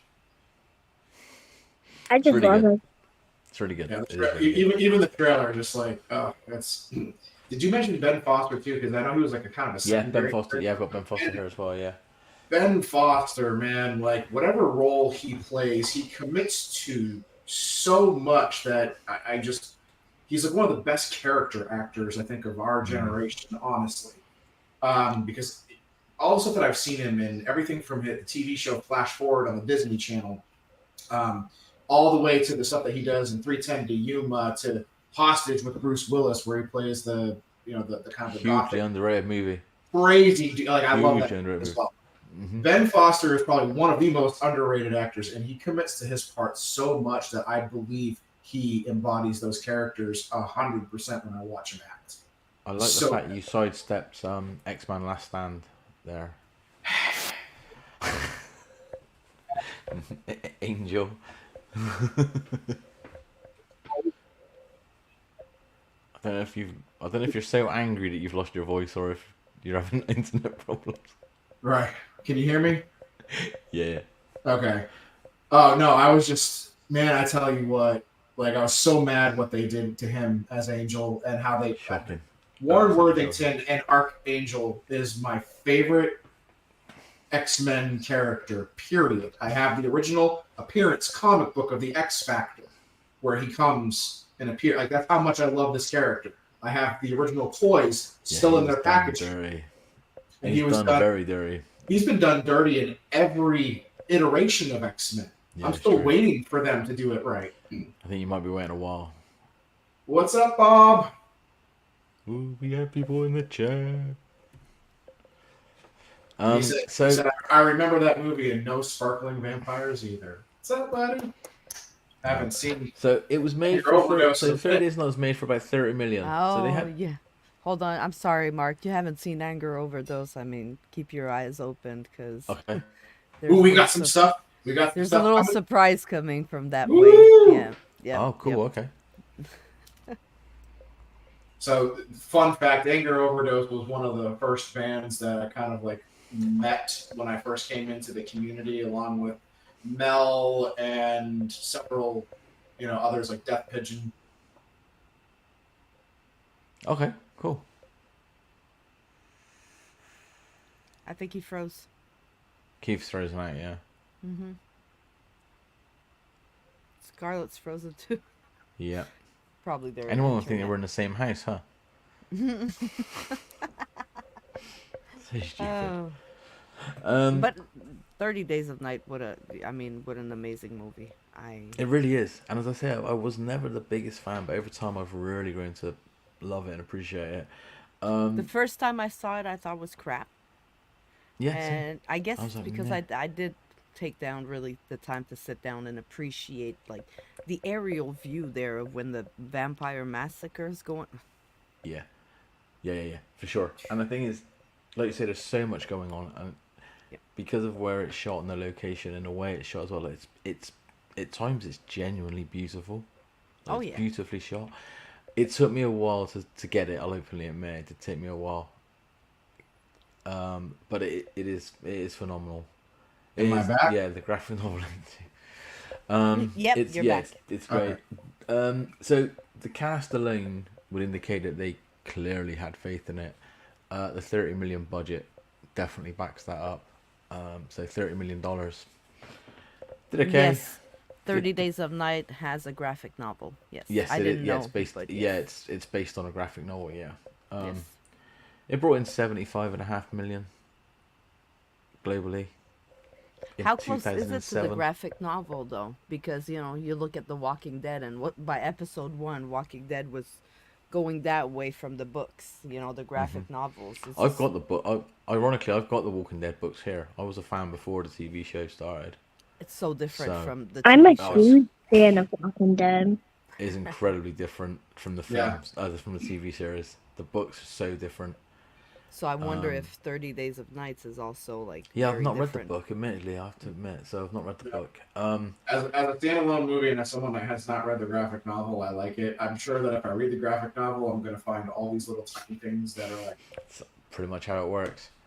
Hey, there's a certain Crow movie I had a moment which could do with probably taking a leaf out of that book. Let's not go down the Crow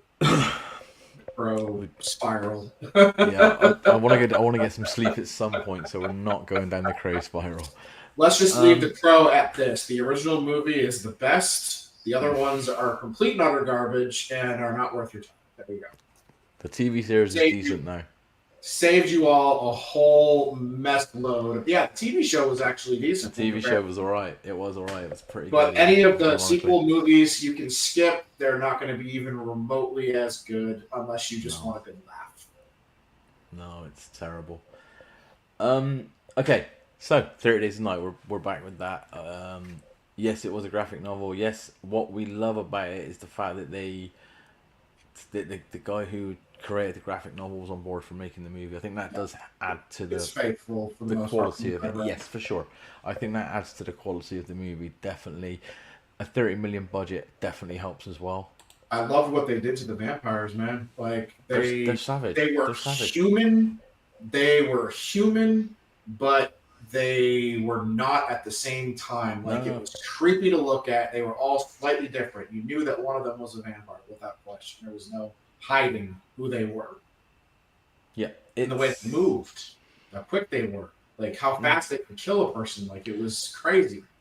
It's the very definition of a slow-burn movie because it didn't, although it did okay financially in terms of it doubled its money, which these days would be considered a flop, believe it or not, but it did double its money. It wasn't critically well received at all. It was hammered, to be fair. It didn't do incredibly well outside of the circles that it was always going to do well in. I don't think 30 Days of Night as a book was relatively big or well known, so It's definitely grown over time to develop the love that it clearly deserves. It's just so well made. That's the main thing I love about it. It's like it's so claustrophobic. You know, it's all obviously it's there, isn't it? It's claustrophobic. Like the whole thing is claustrophobic. And even though it's set across a whole month, there's no pacing issues. No. Not really. I mean, you could argue if you like a little bit here and there, but considering they do well with the passage of time. Yeah, for sure. They do well with the passage of time, for sure. I used to have a bit of an issue, I guess I still do to a degree, with the whole finale. You know, I'm gonna become superhuman myself, blah blah blah. But then when you realise that actually it's a comic book, kind of makes sense. Well, it's that whole sacrificial thing. You know, he did it to save what was left of the people that he loved, and he knew he knew what he was going to do. He knew that he wasn't going to stay that way. He wasn't going to be the cause of any additional harm. So he knew that once he was done, he was going to meet the sunrise. Like he knew that going in. You know what I mean? So it was. I love that part of it, actually. Yeah, and there is that side of it for sure. But I also think there's the element of they're so close to being safe. Like they're so close, they're almost there, and it's just like I'll do whatever it takes to get us over that last hurdle. Right. And it was always like one more person getting picked off, one more person you don't know who's going to survive. Yeah, Bob, if you haven't seen it in a bit, it's definitely worth a rewatch, man. It's such a good. I enjoy that film so much. And it is brutal. It is when it needs to be. It is brutal. It's brutal. It is. And they for sure. they play games too. Like some of the people, they don't turn and they use them as bait to try and lure other people out. Like they do everything. Like that girl there that's just walking, and they're like, she's bait. I was like, oh my god! Look at the rooftops. Look at the rooftops. Ironically, so my favorite scene in the whole movie, and it's not the bloodshed or it's not the carnage, which I know for me is unusual, is the whole no God speech. Oh yeah, you know, they have to. That is just just terrifying. Like it's like he goes no God. He said it in English. He finally said it. Yeah. No. Yeah, and that is just stone cold. Like that is, you know, it hits you. Who's the actor that plays that head vampire? Danny Houston. Yeah, he's just perfect. Like everything really about what he does as that character was absolutely perfect. Yeah, he's really good. Oh god, he's really good. He's been around a long time, Danny Houston. Yes. You look at, if you IMDb him, he's been around. He's been in a lot of stuff. Not all great, X-Men Origins, but he's been in a lot of stuff, and more often than not, he's very good. But the whole no God scene, that to me was like, yeah, this is hopeless. There's nothing. I just looked at the difference between the graphic novel and the movie, and it's like two subplots that are not in the movie. That the guy says, honestly, they could have put it in. We don't see how they're actually really, really intelligent. Not just him. And there's supposed to be like another gang of vampires that are not happy with what he's doing. So there's, you know what I mean? There's little bits that people could have. That could have been interesting. And that's how the town gets destroyed. It's not just them lighting the houses on fire. It's actually the vampires all kind of fighting. So interesting. There's little, and the fans are saying that they could have. They think that they could have added that. There was definitely enough room in there that they could have added that. Yeah. And then there's another one. A woman and her kid. They live down in Louisiana or something. I don't remember. And they go up there not to try to save them, but to document, to prove to the world that vampires exist. Jeez. So maybe they that could have added, you know. Yeah, I mean, I get why he cut those at the same time, because sometimes those plots can muddy a movie. At the time, it could have gone down to running time. Yeah, and the studio probably wouldn't have allowed that. So budget. Cut those things. Yeah, budget as well. Again, bear in mind because that's more makeup and stuff for the vampires and. Yeah. Also, 2007, right? So it's 2007. One of the cardinal rules back then was films were not longer than 90 minutes. Certainly not these sort of films.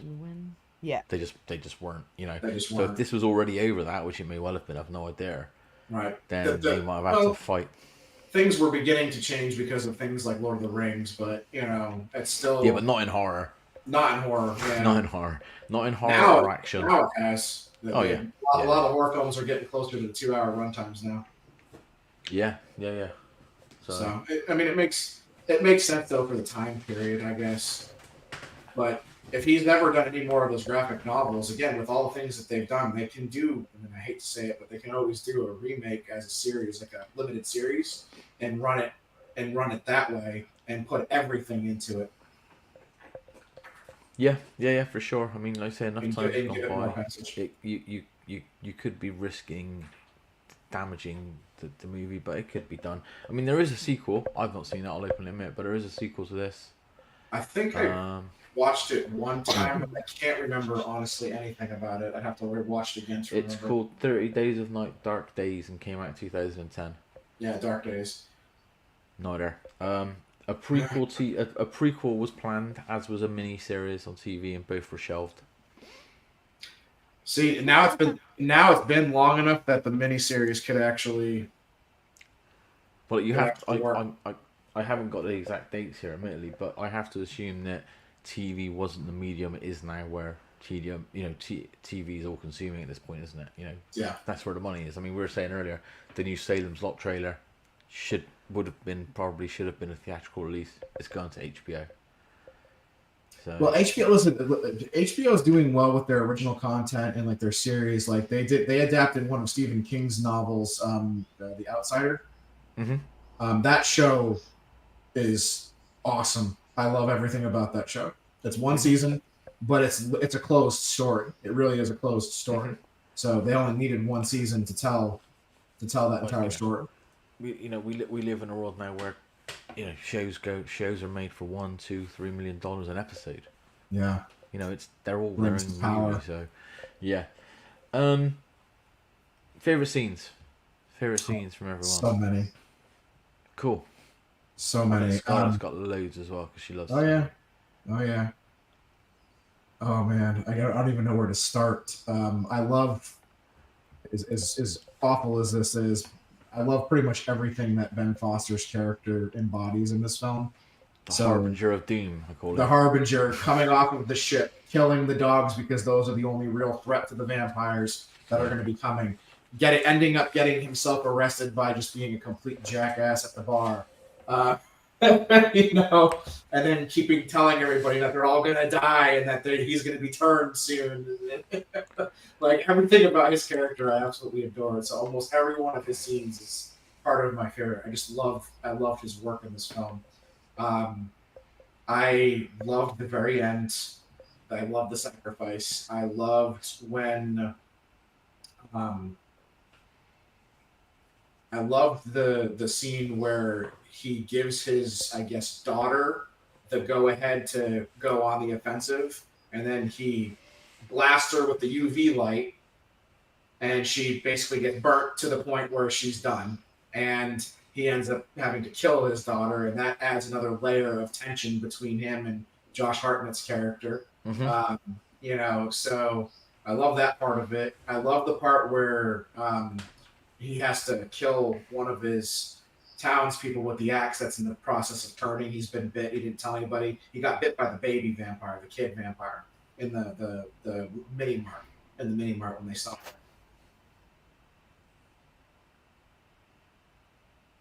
it. Lost the sound. No, we've lost you again. Yeah, we lost the sound for you. I can't hear you. Okay. Testing 1, 2. There we go. No, we've lost you it again.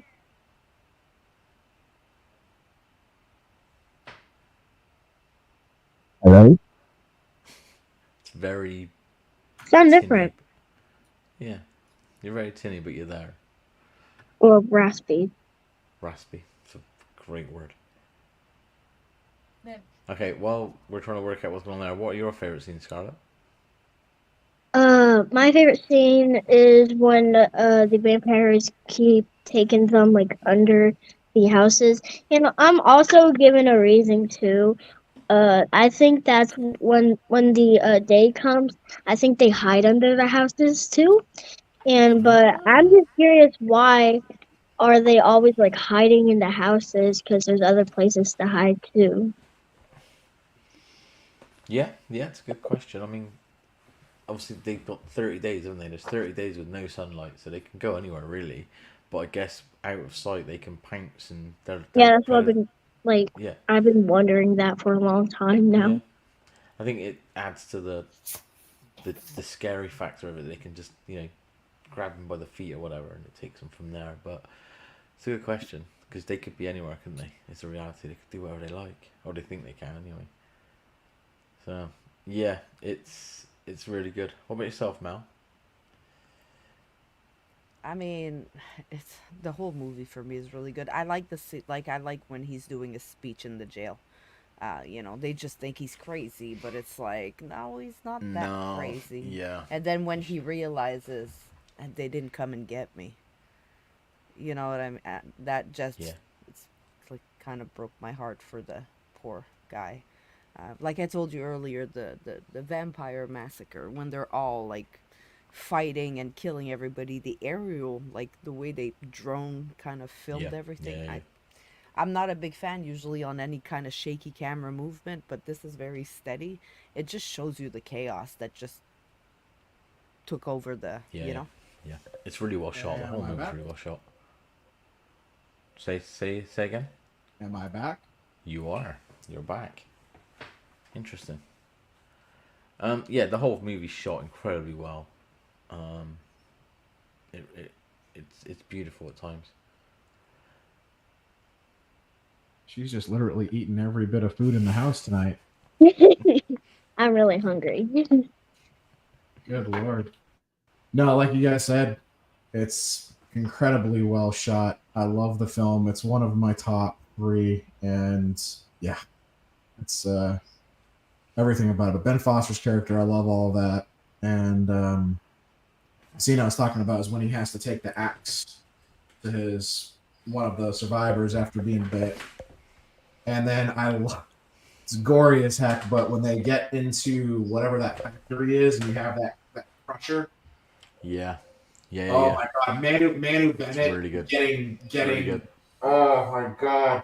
And then he's turning at the same time, that high-pitched scream that he does before they have to like cut his head off and then throw the rest of them in. Oh my God. That was just insane. So good. I was not expecting that. So in terms of Rotten Tomatoes, as I said, it wasn't critically well received initially. What do we think? It's probably better than you're maybe assuming, to be fair. I mean, I don't know. Like I want to say higher, but I know it's not. So it's probably going to be in like high 60s, probably low 70s. High 60s, early 70s, huh? Yeah, high 60s, low 70s. Okay. Yep. Anybody else? No, about the I'd same. say around that too. Like I'd say mid 60s. Okay.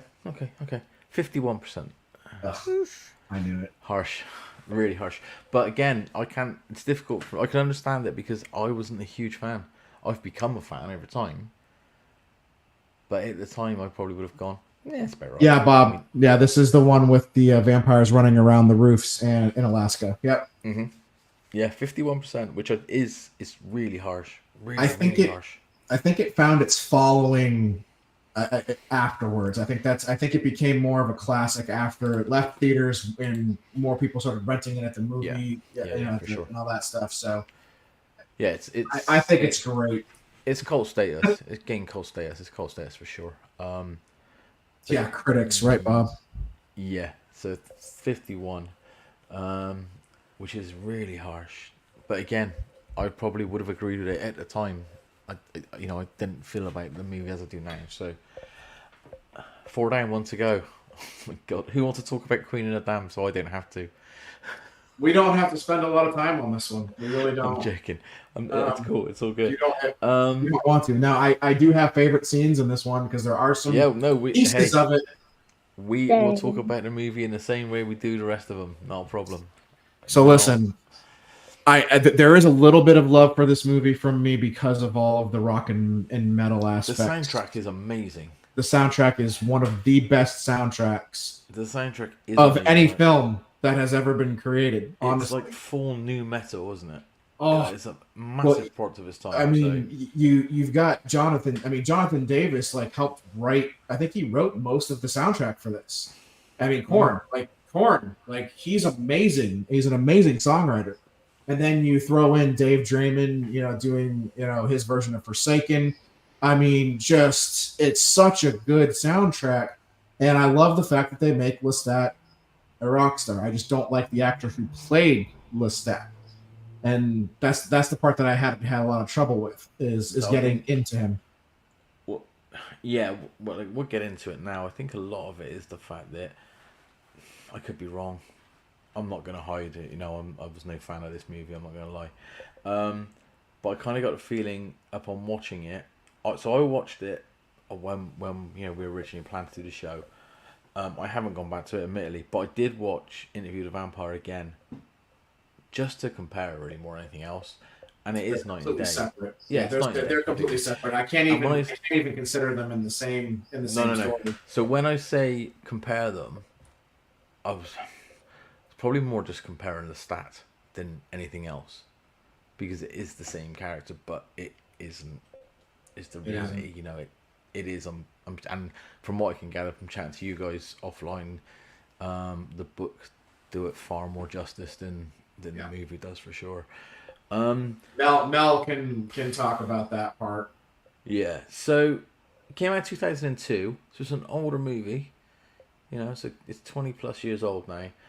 Screenplay by Scott Abbott and Marc Patrone, based on the novel by Anne Rice, as we know. Bob, let me stop you for a second. We got a comment. So Bob says that's my issue, that one of the only full series of books that I've ever read, and the old cliche of the book's better than the movie is really, really, really true.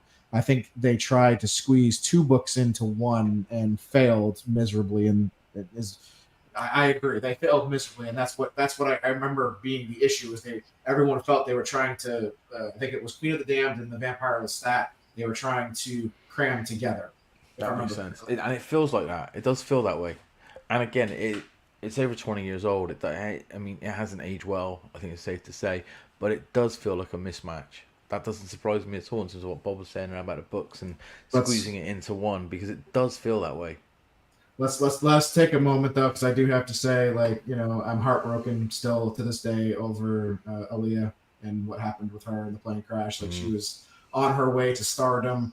She was probably one of the best things about Queen of the Damned was her portrayal. She was really good, and I believe that she was evil as all get out. We have a trailer. Let's do it, Mel. Let's show them.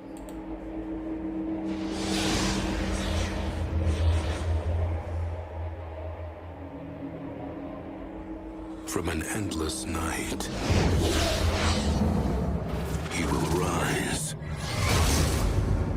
to seduce the world. I am the vampire Lestat.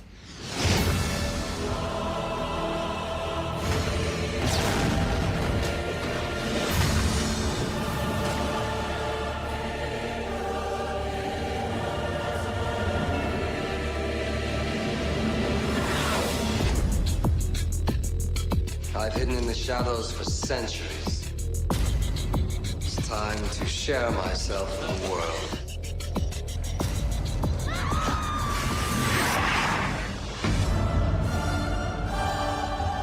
Let me show you what it means to live in the light. In his lust for mortal power,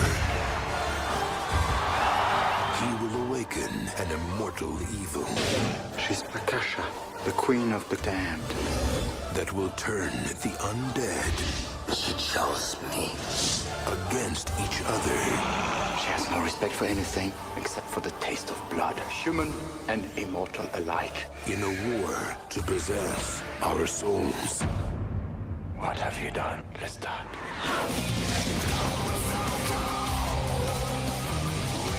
From Anne Rice, best-selling author of Interview with a Vampire.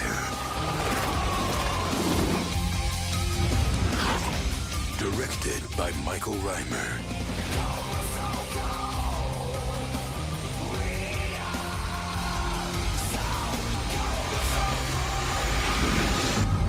Queen of the Damned. Come out, wherever you are.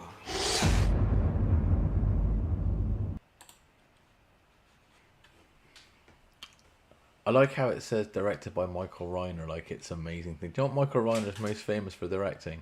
The TV series of Battlestar Galactica. Dad is asking, who is Bob? Bob is one of the members of a band called Anger Overdose. Okay. Bob's going to join us on camera one day, we hope. Yep. We've always got room for extra special guests. Just saying. But I don't know if this movie is bad because, first of all, the actors, maybe like you said, crammed in two books into one movie, or It's very maybe disjointed. you don't like the Twilight feel. I feel it's filmed very Twilighty, like the effects and it's very. It's way before to, Twilight, right? Apart from my yes, ignorance, it's way Twilight's before that, 2008-ish, something like that for Twilight. Okay, so I think the books were a little bit earlier, like maybe 2006 is when they started coming out of them.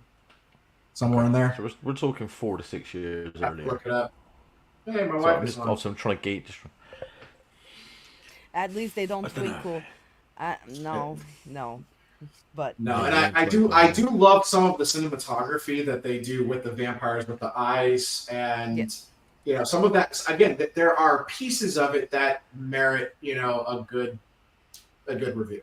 But the story on the whole, because they cram so much together, because Lestat himself was not the right actor. You know, Stuart Townsend was supposed to be Aragorn in Lord of the Rings. And they replaced him too in that because he wasn't right for the role. I don't think I've ever seen him in anything any good. No, I don't. He was beginning to get big at that time for some reason. I don't remember why. The male Kristen Stewart. There's no expressions there. Yeah, Surprised. that's a really good check. It's the same. They're good for other roles, but for that one, I don't think he fit. Right, and I think that killed it. I think that's part of what killed it is because you need to have the right actor for the title character to be on point. If you don't have him on point, the movie's going to suffer no matter what. So bear in mind, it's 2002, right? So it's 2002. It's written by some guy I've never actually heard of. He's worked mostly in TV. It's directed by the guy who made the TV series of Battlestar Galactica, or go on to. It was made for $35 million. It would have cost them double that to get Tom Cruise back. Yeah. See what I'm getting at? It's cheap. And also, because it was made cheap, we talk about Stakeland, which looked incredible on $600 grand. Alright, that was 5 years later, admittedly. This was $35 million. And it looks awful. But it looks so cheap. It looks terrible. Yeah. And it bombed massively. It brought back $44 million. So by the time you take into account publicity and and all the commercials and everything else that goes with it, it lost money. Yeah, no question, it lost money. Some comments from earlier, just I think he was big because Rachel says that she thinks that he was dating Madonna at the time, and that's why he got kind of big. And then Bob asked a very interesting question. At that time in 2002, if not Stuart Townsend, who should have played Lestat? Who would have been good in 2002 to play Lestat? And then he suggests maybe Marilyn Manson. Maybe. I mean, I think it's not a question of who you get; it's who you're happy to pay. Right. I think that's probably more realistic. Marilyn Manson is not. It's no, I don't Lestat, know. I don't see it. Lestat was pretty. Lestat was very. Maybe. But who in 2002 could have done it justice? That's the question. That was my senior year of high school. I'm so old. Yeah, you are. It's okay. Thanks. You were what, a senior? Probably what, 96? I left high school, which is you would call it. I left high school in 93. So Okay. not this Friday, not this Saturday coming, as in not a week today, but a week after. So the 28th, I'll be 48.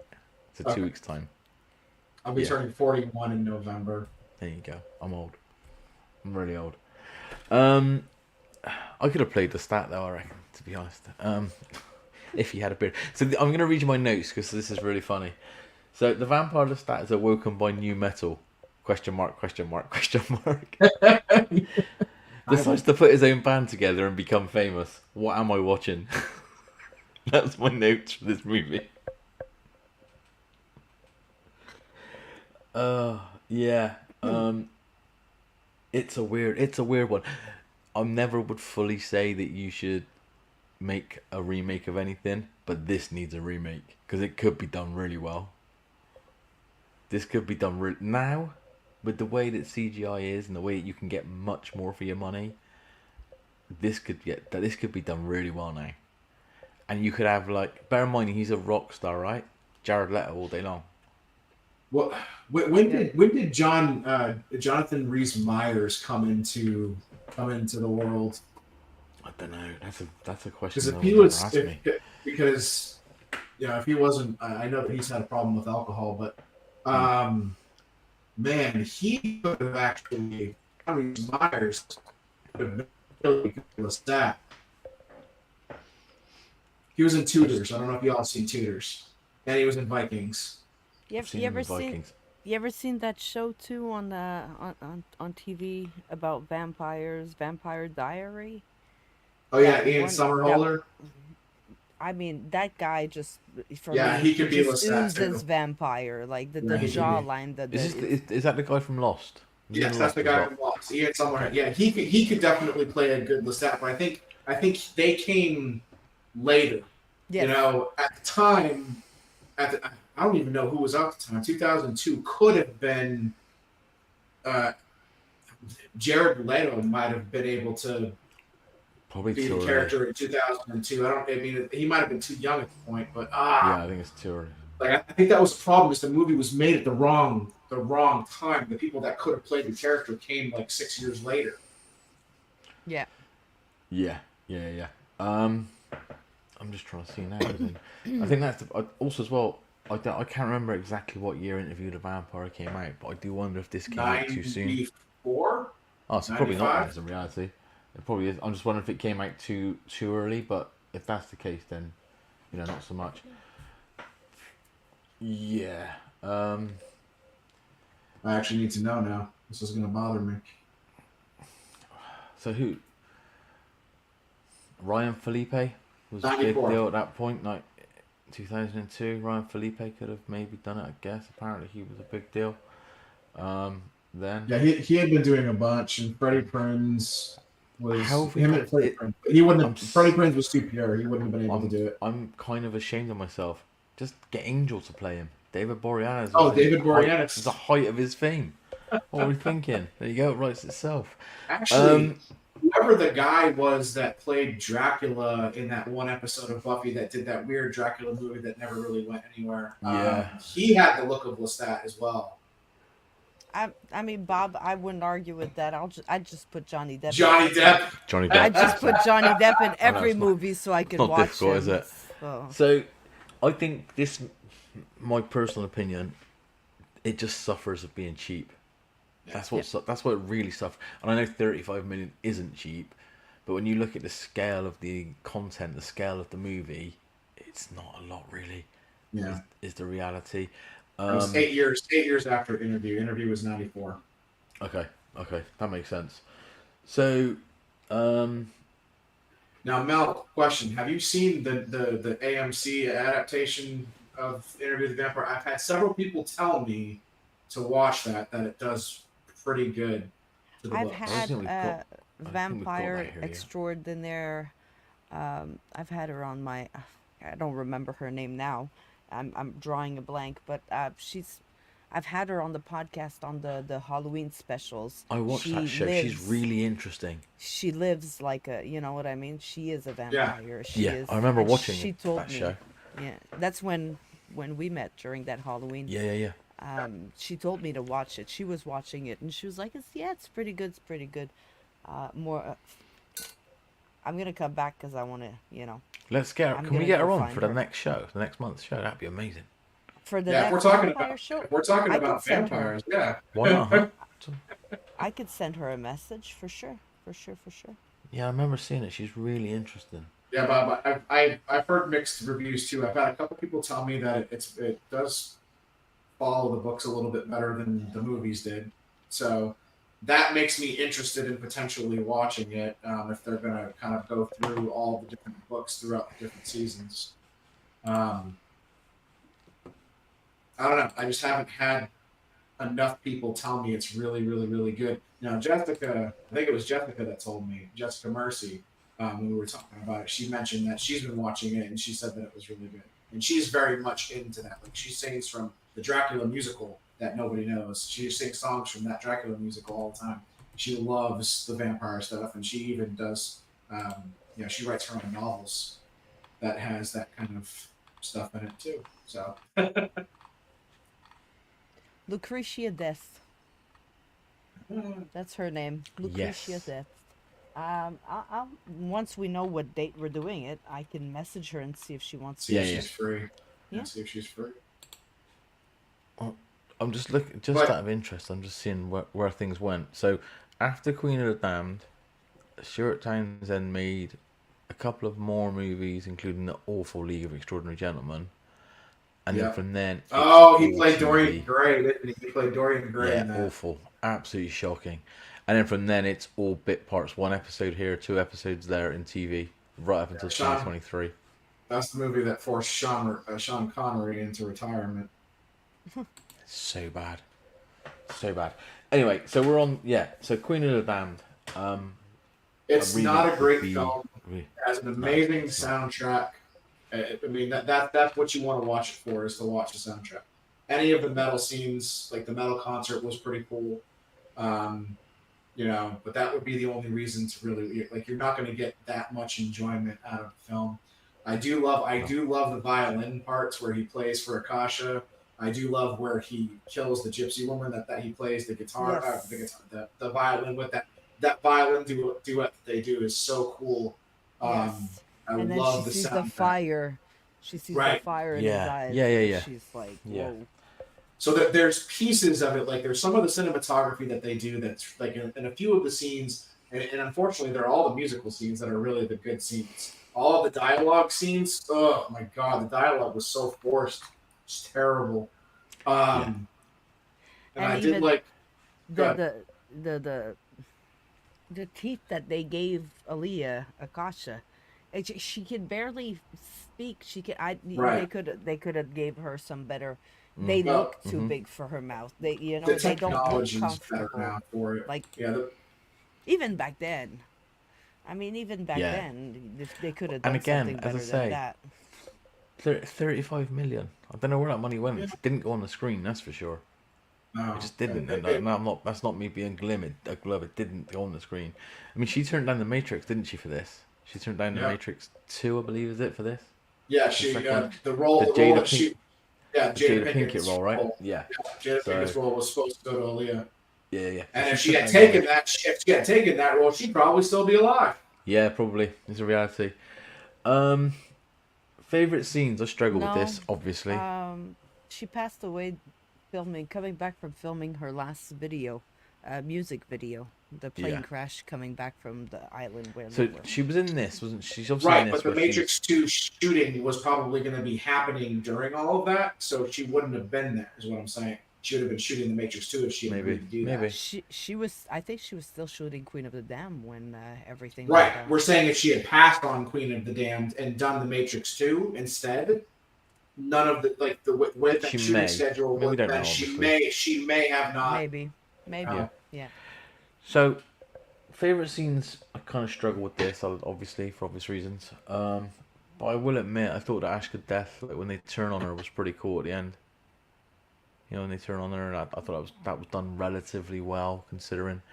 But that was, Yeah. you know, I'm pulling that out of nowhere, really. To be honest, I don't have anything else.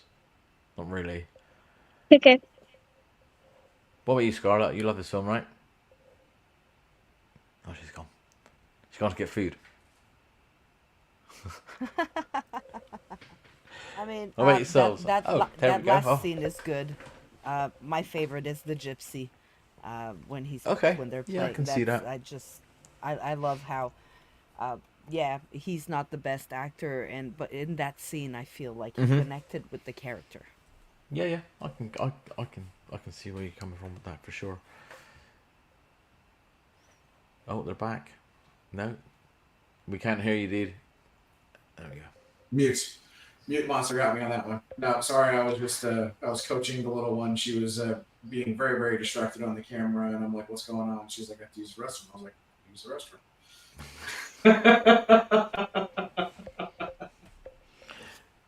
Yeah, it's the Rotten Tomatoes score. Well, it may not shock you. Does anyone want to take any guesses? 24%. 24, huh? Mel? In the 30s. Wow. Okay. 17. That's close. 17%. 7% off. Yeah, no, It's not a good film. The only praise that it gets is the soundtrack. Everyone knows that film purely from the soundtrack. And I think the problem is, as well, as I say, you know, you can watch a film from however many years ago and go, wow, that's aged really well. This really hasn't. Like, really hasn't aged well. Like, there were episodes of Buffy and Charmed that look better. So, I think it's because of the music, though. The music makes the movie. When 100%. When Akasha wakes up and she walks out and the song's playing and she's like, "Hi," and I was like, "Whoa, that music is just it what pretty much the introduction to that genre." You know what I mean? In movies. Yeah, for sure. Right. So Scarlett, you're in the 17% that likes this movie. So what did you like about this movie? Turn on your.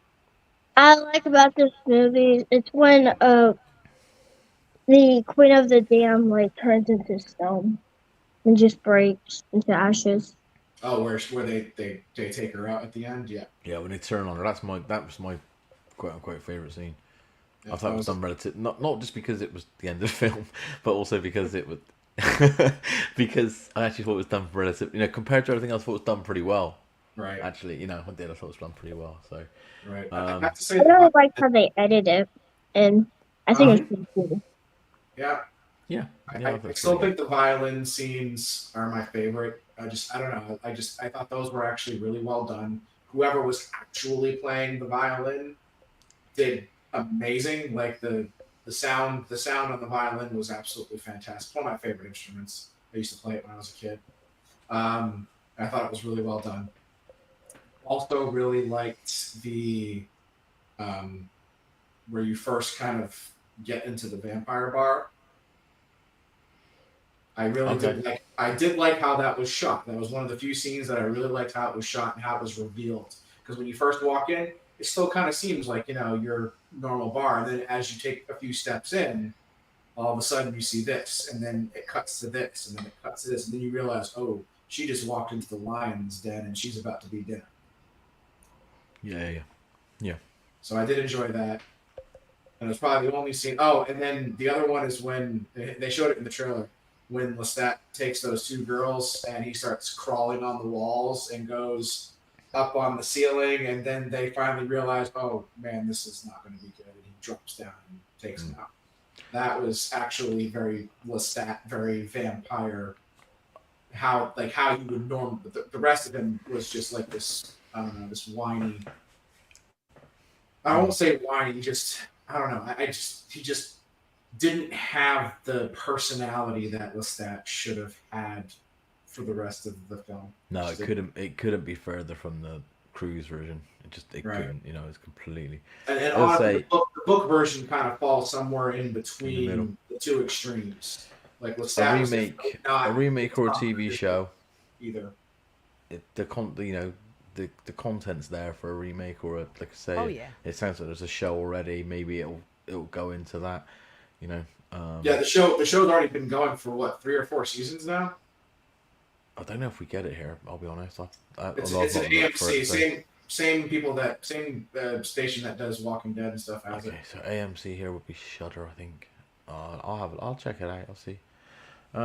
Cool. That's our 5 movies. We're done. That's it. We covered quite a bit. I might go watch Stakeland now. 5 films, and we'll now, figure out as we said, there's too many vampire movies, so we're gonna do them again next month. Not these 5, obviously. No, a different 5. But yeah, so it'll be interesting to see what we come up with. Near Dark obviously needs to be in the mix, just purely because. Yeah, he's talked about that one a lot, so we need that one. I think we should also do Dracula, Bram Stoker's Dracula. Bram Stoker's, yeah. Should be in there. Dusk Till Dawn. Dusk Till Dawn is Mel, one of Mel's. Yep. That's 3. And then just a couple more. We can think of something.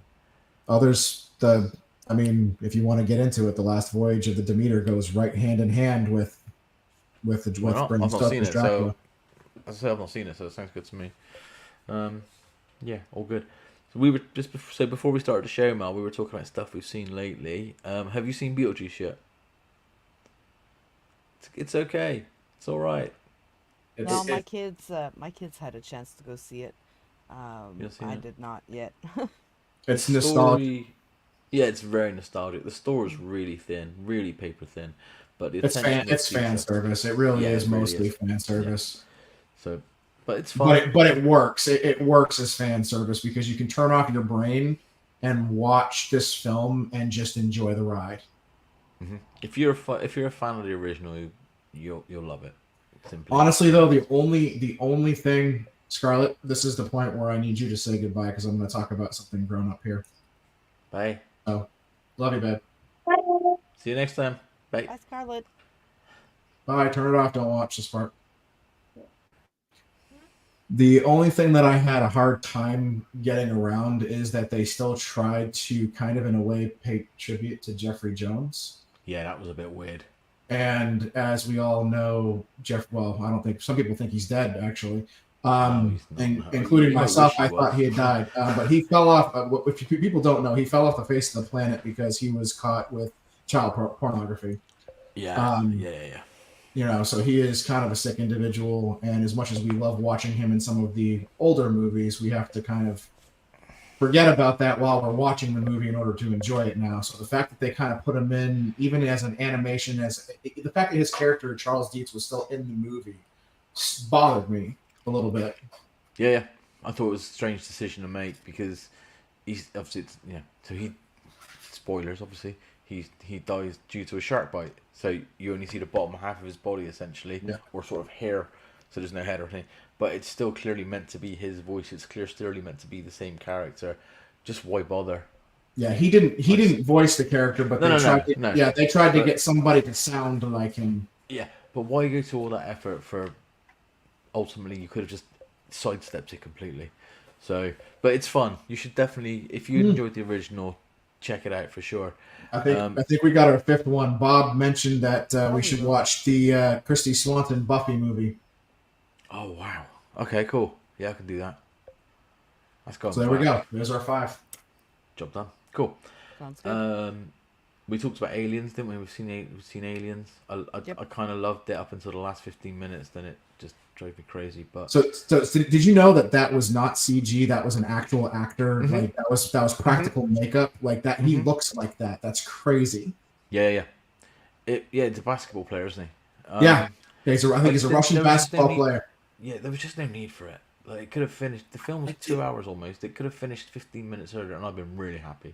It could have, but I really liked that because that completely bridges the gaps between Prometheus, Alien Covenant, and the original series, and I liked that for that reason and that reason alone. And he was kind of menacing, like that creeped me out. It literally creeped me out seeing that on screen, especially with that little X thing in his belly. So weird. But the build up to it, the face huggers were incredible. Oh Like, yeah, those it's a scenes horror were- movie. Don't it's a horror movie in every sense of the word, no question. Yeah, that creeped me out. The Yeah. face huggers got me on a jump scare. Yeah. One of the face And hugger jump scares definitely got me on Romulus for sure. Yeah, it just, as I say, it felt like it was overworked a little bit, but I still loved it. It could have been better.